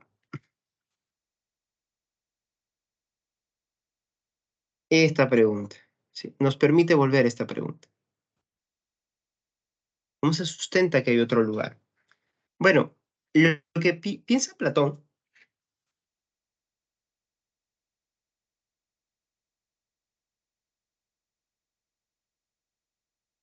Perdón, chicos, vengo hablando casi todo el día y se va acabando la voz. Bien, lo que piensa Platón principalmente es que em, este mundo en el cual nosotros vivimos, no es un mundo que puede contener verdades. Porque este mundo lamentablemente es defectuoso, es imperfecto. Y la verdad para ser duradera tiene que ser perfecta. No hay otra forma para Platón. Entonces, este mundo, ¿cómo es? Es temporal, cambiante, imperfecto. Sí, tiene una serie de problemas, para decirlo de cierta forma. Entonces, según nuestro amigo Platón, debemos de considerar que este mundo sensible no puede ser la única realidad, porque si este fuera el único mundo, sabiendo cómo es imperfecto y demás, no tendría sentido nada de lo que existe. Si es imperfecto y todo está en cambio, entonces nos vamos a dar cuenta que es una realidad que no podemos captar. Ni siquiera podríamos nosotros entender lo que está pasando, pero sí podemos hacerlo. Entonces hay algo que nos debe estar guiando para poder hacerlo. Entonces vamos a recurrir a esta explicación que da el mismo Platón en su libro La República, conocida como la alegoría de la caverna, que es una alegoría, una especie de metáfora, una especie de narración en la cual se trata de ilustrar puntos importantes de lo que se quiere dar a entender. ¿Bien?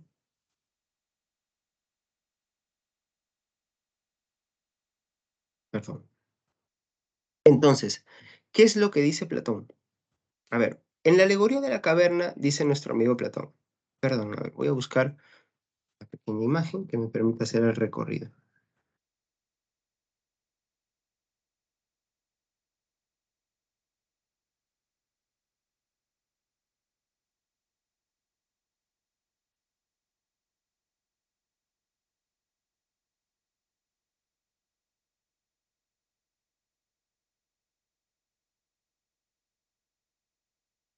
Ahí está, creo que este está mejor.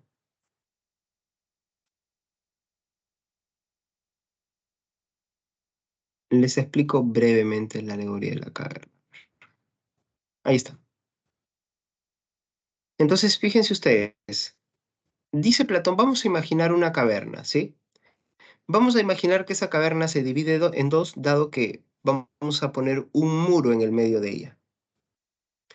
Del lado interno, es el lado que está entre el muro y el fondo de la caverna, vamos a poner unas personas que están encadenadas de tal manera que lo único que pueden hacer es mirar hacia el frente, esto es el fondo de la caverna. Al otro lado del muro vamos a tener unas personas que van a pasar constantemente cargando unas estatuillas por encima del muro. Y al costado de estas personas vamos a encontrar una gran tea o antorcha de fuego, una fogata si ustedes quieren. De tal manera que al producir la luminosidad, lo que va a suceder es que sobre el fondo de la caverna se van a ver las sombras de esas estatuillas que estas personas cargan por encima del muro. Bien, hasta ahí la situación. ¿Qué podemos analizar? Que las personas que miran el fondo de la caverna, lo único que pueden hacer es mirar ahí y van a pensar que todo lo que han visto durante su vida ahí es lo único que existe. Y ahora,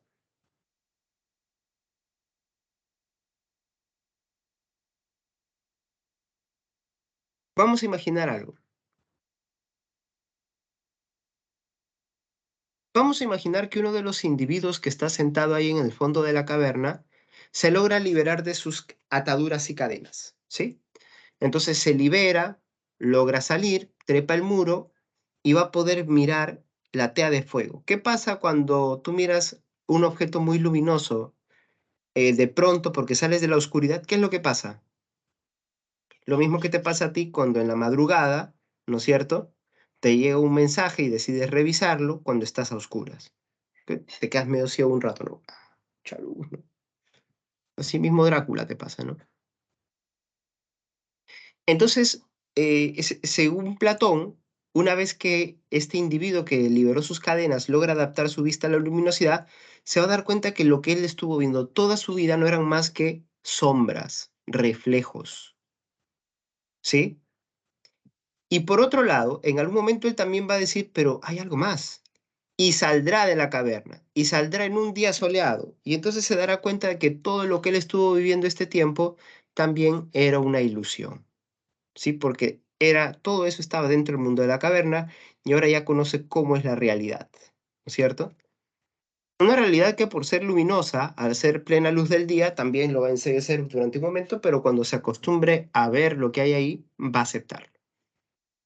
Y ahora, este individuo también puede volver a la caverna y tratar de sacar a sus compañeros. Le va a contar todo. Miren, chicos, ustedes solo están viendo estatuillas, ¿sí? Así que yo los voy a liberar y los voy a sacar al mundo externo porque esto es una caverna nada más y fuera hay otras cosas.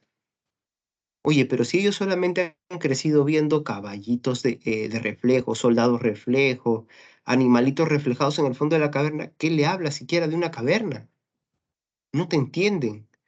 Y si tú presionas, te van a considerar loco. Y si presionas más por mostrarles la verdad, ¿qué es lo que sucede? Al que trata de mostrar la verdad y presiona a los demás, a los ignorantes, lo que le sucede es que le dan matarile. Ahora, la pregunta es, ¿quién es el que haya salido de la caverna? Históricamente, ¿quién es? Para Platón, ¿quién es?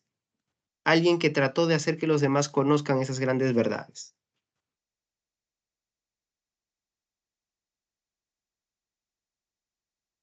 Perfecto, Sebastián. Sócrates, pues.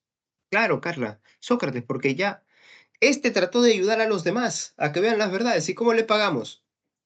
Le dimos un vasito de cicuta.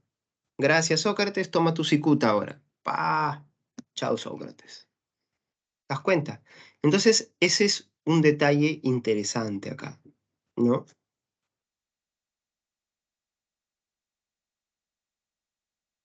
Me dice Sofía, se podría ver como también, de hecho muchos lo han interpretado así, Sofía, ¿no?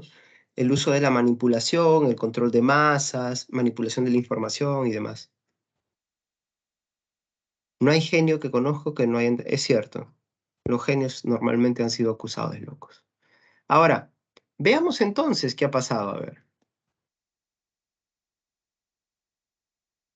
¿Qué significa la alegoría de la caverna? Primero, en el plano ontológico de la realidad quiere decir que esta realidad no es la única, pues, que hay otra realidad. Esa realidad perfecta, que no cambia, eterna, es lo que Platón llama el mundo de las ideas. Y si tú quieres conocer conocimiento verdadero, tienes que encaminar tu alma hacia el mundo de las ideas. ¿Quieres encontrar paz? ¿Quieres encontrar verdades? ¿A dónde tienes que encaminar tu alma? Al mundo de las ideas. Porque esta realidad es imperfecta y acá no vas a encontrar nada bueno. Todo acá es cambiante, inconstante, una constante imperfección. Así que podemos decir nosotros que el mundo de las ideas es el mundo en el cual em, aparecen verdaderamente o donde están realmente las verdades. ¿Se puede llegar al mundo de las ideas? Sí, tienes que entrenar tu alma y vas a estar en el mundo de las ideas. Pero no es que vayas, es que regreses al mundo de las ideas, porque acá se responde a la pregunta de que nos hacían hace un momento sobre Sócrates. Tu alma vivía en el mundo de las ideas, pero en algún momento fue castigada tu alma a encarnarse en un cuerpo en este mundo imperfecto donde ahora estamos. Y por eso que ahora tu alma lo que trata de hacer es regresar a ese mundo de las ideas de la verdad. Así es, Ani. Aquí es donde aparece la famosa teoría de la reminiscencia. Conocer es recordar esas verdades del mundo de las ideas donde nosotros estuvimos. Profe, ¿y por qué el cuerpo, por qué caímos en este cuerpo imperfecto? Qué porquería, profe. Yo estaba bien en el mundo de las ideas. ¿Para qué me trajeron acá a sufrir? Bueno, según Platón, esto le explica también a través de otro mito, ¿sí? Que básicamente lo que sucede es que tu alma es condenada porque ha cometido una serie de errores. Eso es básicamente lo que explica, ¿no? Esto lo explica en el Timeo, ¿no? O sea, hay digamos, alguien hizo una copia, una mala copia de ese mundo perfecto que es el mundo donde nosotros vivimos y aquí nos tocó caer por desgracia. Acá pagamos castigos, ¿sí? Ahora, lo mismo explica la teoría del carro alado, más que reencarnación, perdón, Antonio, sería encarnación, porque en el mundo de las ideas no hay nada imperfecto y el cuerpo es imperfecto, ¿sí? O sea que el cuerpo no estaba en el mundo de las ideas, solo tu alma. Acá recién toma el cuerpo. Ahora, me dice Claudia, profe, lo mismo explica la alegoría del carro alado. La alegoría del carro alado nos dice que si nosotros queremos llegar al mundo de las ideas, tenemos que controlar nuestra alma, porque nuestra alma es como un carruaje llevado por dos caballos. Uno es un caballo más o menos dócil y el otro es un caballo totalmente rebelde. Tienes que controlar las partes de tu alma para encaminarte hacia el mundo de las ideas. ¿Qué partes de mi alma, profesor? Pues para empezar, tienes que cuidarte de los impulsos. Esa es tu alma concupiscible, el deseo sexual, el deseo de comer. Pero también tienes que cuidarte de los otros impulsos, la indignación, la cólera, la ira. Eso también tienes que controlarlo si quieres hacer que tu alma llegue al mundo de las ideas. ¿No es cierto? A ver, dice Sebastián, el que el mundo sea imperfecto necesariamente nos lleva a la existencia de un mundo perfecto. No es algo forzado. Suena católico, dice Sebastián. Vamos a ver, para empezar, una de las cosas que sostiene Platón es la siguiente.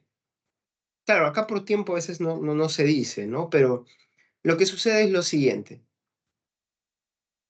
¿Qué pasa si si existiese solamente este mundo imperfecto? ¿Qué es el mundo imperfecto? Un mundo que cambia. ¿Y cuál es la lógica del cambio? La lógica del cambio es ser, no ser, ser, no ser, ser, no ser.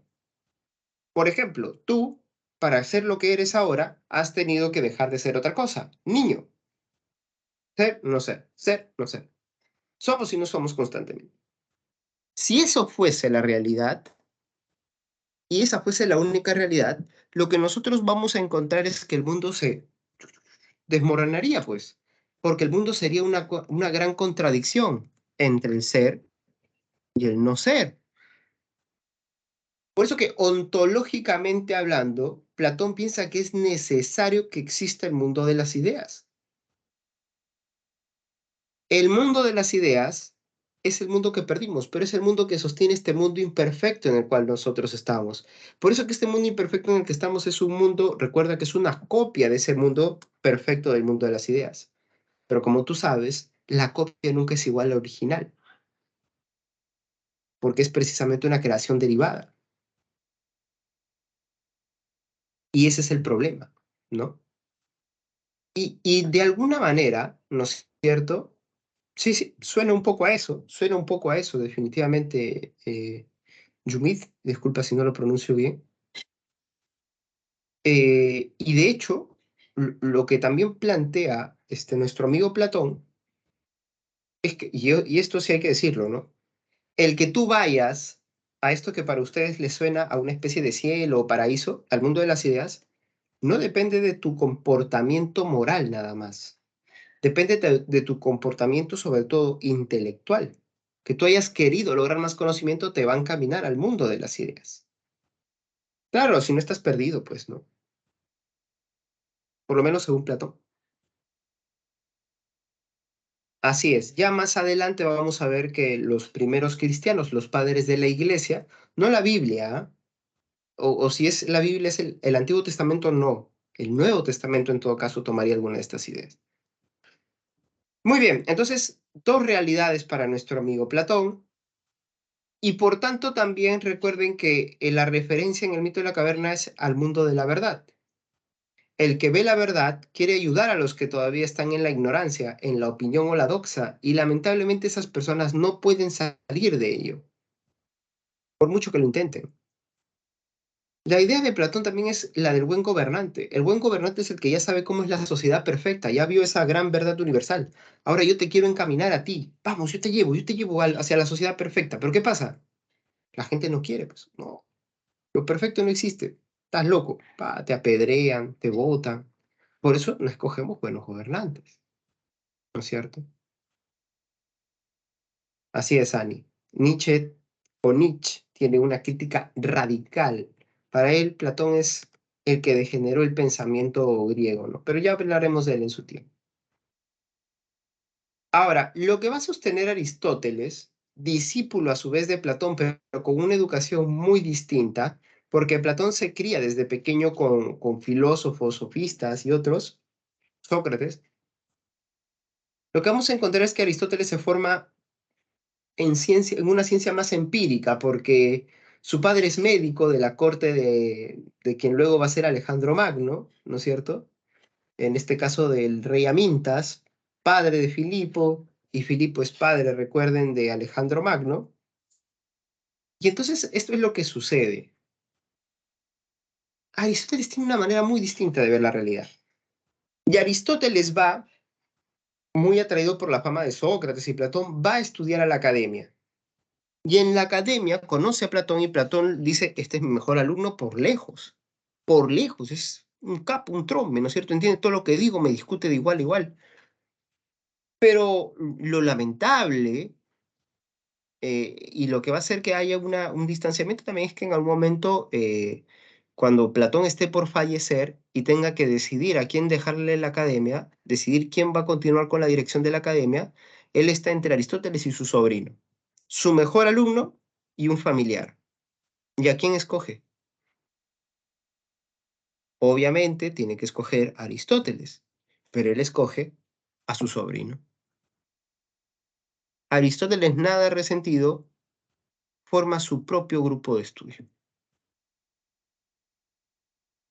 No se va a llamar la academia, algunos lo conocen como el perípato, ¿sí? Y es básicamente un lugar donde también se sientan discusiones filosóficas. Entonces, Aristóteles no está del todo convencido, así como a ustedes les sonó muy forzado eso, a algunos de ustedes les sonó muy forzado eso del mundo perfecto a partir del mundo imperfecto, pues Aristóteles también. Maestro, pero si ni siquiera puedes explicar este mundo imperfecto, ¿cómo eres tan soberbio de creer que vas a explicar un mundo perfecto y cómo es? Así es, esa es la famosa frase de Aristóteles. Con esta famosa frase, Aristóteles dice, por muy amigo que sea de Platón, yo soy más amigo de la verdad y tengo que decir lo que yo pienso que es correcto y verdadero. Y es por eso que él no va a recurrir a la teoría de los dos mundos o de las dos sustancias, como también se le conoce a la teoría de Platón. ¿Por qué dos mundos o dos sustancias? Porque son dos cosas totalmente diferentes, pues, ¿no? Uno es lo perfecto, la perfección, y lo otro es la imperfección. Y lo que va a decir Aristóteles es que esto se responde entendiendo que todo el mundo está, o toda la realidad está conformada por una sola sustancia, ¿sí? Pero es una sustancia que tiene múltiples dimensiones, donde las que más resaltan son la materia y la forma.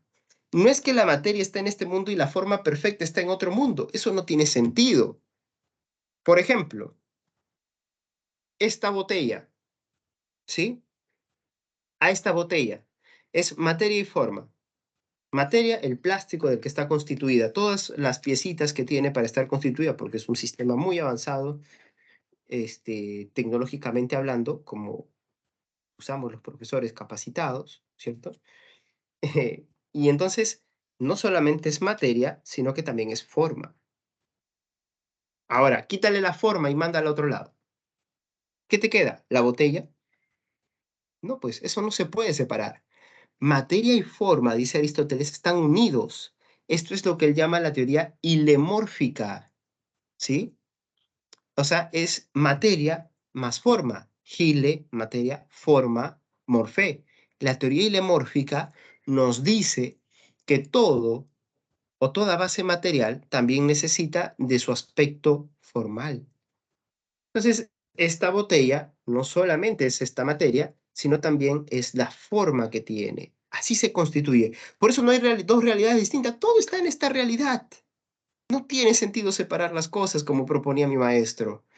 Todo está en esta realidad. Todo se puede explicar en esta realidad desde múltiples dimensiones, pero aceptando una sola realidad y una sola sustancia. ¿Te das cuenta? No puedes separar materia y sustancia porque no existirían las cosas que existen en este mundo. No tiene sentido. Bien,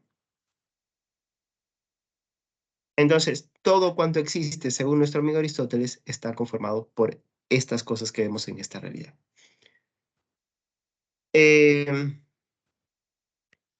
¿Hay alguna duda, consulta? Acá tienen, chicos, las claves para la evaluación, ¿sí? Para la evaluación de esta semana.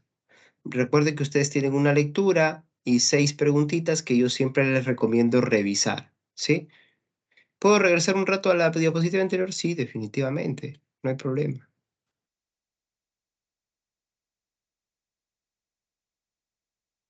Disculpen, chicos, ustedes que saben, la clase la tenemos hasta las 2:55 o, o hasta las 3 en punto. Explíquenme, por favor. O 2:50 de repente. No hice bien el cálculo desde el inicio. Hasta las 3 en punto, entonces. Perfecto, entonces tenemos tiempo para revisar unas cosas más que que quería que revisemos, ¿sí? Nos quedan unos 10 minutitos. ¿Estamos bien entonces hasta acá con Aristóteles? Gracias Abigail, gracias Grace, Claudia, Renzo, sí, muchas gracias a todos. No te preocupes, Ani.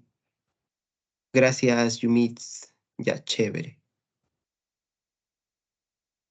Ya, no se preocupen que ustedes a las 3 en punto van a estar almorzando sentaditos ahí, listos para recibir sus lentejitas, su locro de zapallo, por eso no tengan problema. Ya, ahora, vamos a revisar algunas cosas que están vinculadas con los problemas que están afrontando Aristóteles y Platón. Voy a hablarles así brevemente del problema del cambio que enfrentan para darle más sentido a lo que ambos han dicho. ¿Sí? En resumen, ¿qué es? No hay una ontología, es ontología. Ontología es una disciplina filosófica que habla de los problemas de la realidad. ¿Existe esta realidad o no existe esta realidad? Cuando se dice la ontología de Aristóteles, es la propuesta ontológica de Aristóteles, nos dice que solo existe una realidad y una sustancia, pero con diferentes dimensiones. Bien, vamos a hablar así rapidito del problema del cambio, ¿sí? ¿Qué es el problema del cambio?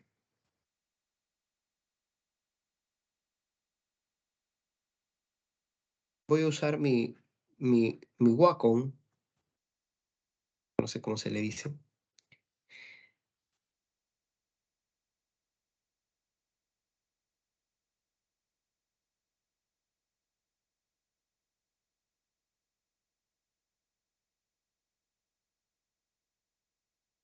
Bien, imagínate que esto de acá es una semilla. Imagínate que se va a transformar en este árbol en algún momento, ¿sí? ¿Qué es lo que dice el problema del cambio? Bien. Ser igual a existencia, sí, si tú quieres, el problema de todo lo que existe. Sí, sí, está bien, es una forma de decirlo. Solo que ser es el término filosófico que lo convoca a todo. Ya, entonces imagínate la semilla y el árbol. Según Platón, el cambio en este mundo existe. En este mundo existe el cambio. Pero ¿dónde no existe el cambio? En el mundo de las ideas. ¿Por qué, profe? Porque ese mundo es perfecto. Bien. Esa era su manera de decir que de esa manera nosotros estamos evitando la relación entre ser y no ser, que es conflictiva lógicamente hablando. ¿Qué es lo que dice nuestro amigo Aristóteles? Recuerda, y tenemos el supergráfico, la semilla y el árbol, ¿sí? Entonces, a ver.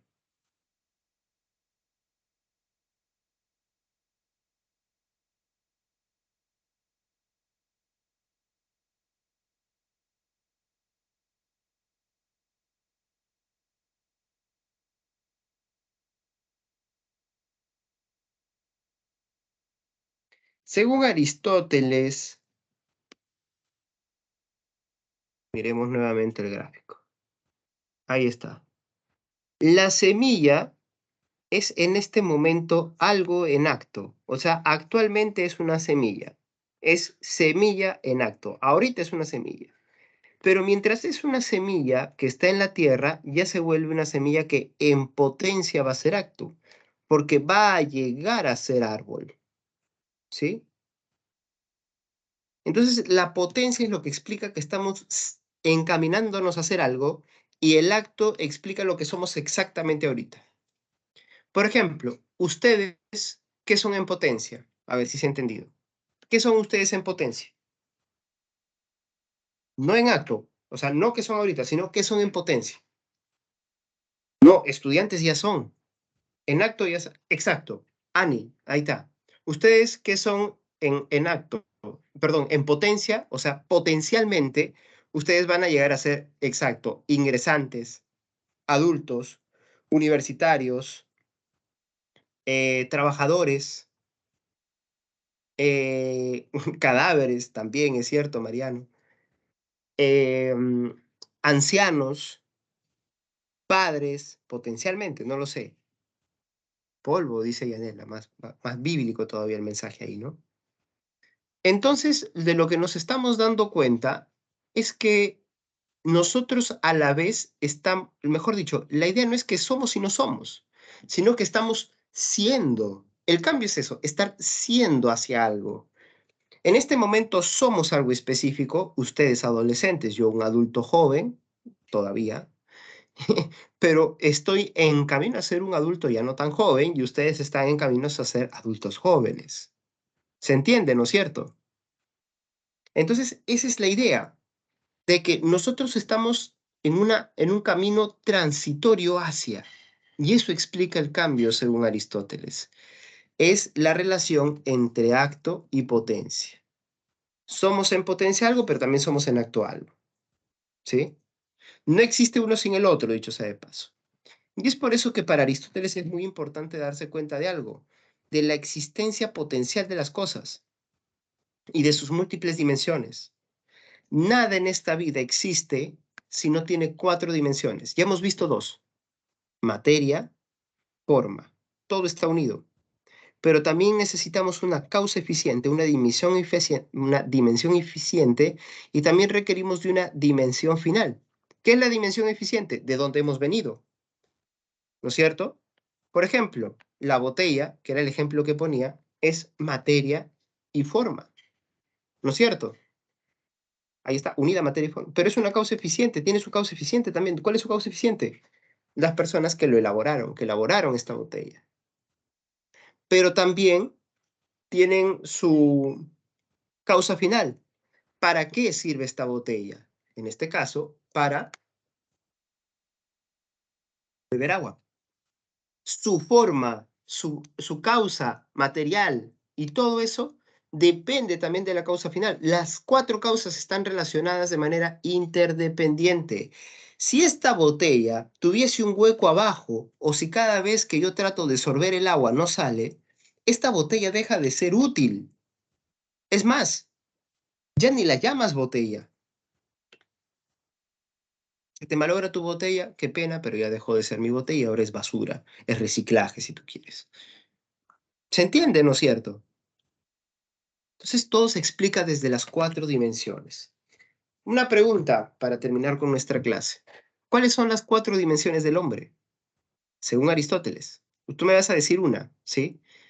Aristóteles dice, la materia, la causa material del ser humano es su cuerpo. La causa formal es su alma, porque es lo que le da sentido a que este cuerpo sea de esta forma, ¿sí? O sea, gracias a la razón. Y tercero, tiene una causa eficiente. ¿De dónde venimos? De nuestros padres. Pero lo más importante es la causa final. ¿Qué es la causa final? El propósito para el cual tú has nacido. Según Aristóteles, ¿con qué propósito has nacido tú en esta vida? ¿Para qué has venido a este mundo? ¿Para morir? Ya, vas a morir. Sí, potencialmente vas a morir. Pero antes de morir tú has nacido para algo. Ese es tu propósito vital, según Aristóteles. Exacto, Carla. La felicidad. Tú has venido a este mundo para ser feliz. Veo, Carla, también que ya eres iniciada en filosofía. Muy bien. Claro, tú has nacido para ser happy, feliz. Dice Andrea, o sea que cada cosa va cambiando hasta encontrar su causa final y explotarlo, y eso sería vida. No, es muy distinto en cada ser, ¿no? Em, porque el ser humano tiene su causa final, digamos, para Aristóteles está predeterminada su causa final. O sea, ¿qué hablo con predeterminado? O sea, que sí sabemos que hemos nacido para ser felices y sabemos lo que nos hace felices. Según Aristóteles, lo que hace que una persona sea feliz es que tú seas, que uses tu razón y que vivas en sociedad. Si eres una persona virtuosa, que es inteligente, que usa su razón, que se dedica a cultivar el conocimiento y que vive bien en sociedad, que tiene buenas relaciones con los demás, estás destinado a ser feliz. O sea, vas a ser feliz inevitablemente, ¿no? Me dice Mía, ¿usted considera que eso es verdad, profesor? La felicidad no la considero una causa por la que estemos aquí. ¿Y cuál sería una buena causa para estar aquí? ¿No? A ver, ¿cuáles otras causas se imaginan? Hay una muy difundida que es la del amor. Hemos venido para dar amor. Hemos venido también, otros dicen, para generar conocimiento. Pero ¿y el amor, el conocimiento qué definen en el mundo? Igual que la felicidad, ¿qué definen en el mundo? Por lo menos parece que la felicidad, por este matiz egoísta que tiene, definitivamente sigue siendo una de las respuestas más revisadas en la historia de la filosofía, ¿no? Bueno, hablaremos oportunamente de la felicidad cuando hablemos de ética y hablaremos de por qué algunos filósofos se han resistido tanto a aceptar la felicidad también, ¿no? La felicidad puede que sea importante, pero no puede volverse algo que todos tenemos que buscar. Si todos buscamos la felicidad, nos olvidamos de cosas más importantes como los deberes, por ejemplo, ¿no? Muy bien. Entonces, hasta aquí nuestra primera clase de filosofía. Espero que les haya gustado. Espero que nos encontremos en una próxima ocasión, en este caso el próximo martes a la misma hora, mismo canal. Y pues es otra posibilidad, Yanela, de hecho. Que somos felices, pero no sabemos cómo serlo. O que todo eso va cambiando también, ¿no? Que sabemos cómo serlo al inicio, pero luego lo vamos olvidando. Gracias, Mía. Muy buenas tardes para todos, ¿sí? Y que les vaya bien a todos.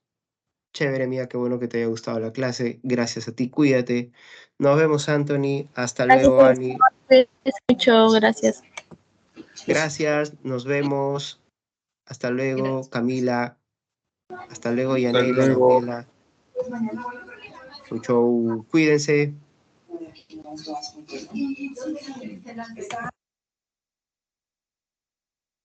Hasta luego, chicos. Cuídense. Bye, bye. Nos vemos. Buen provecho.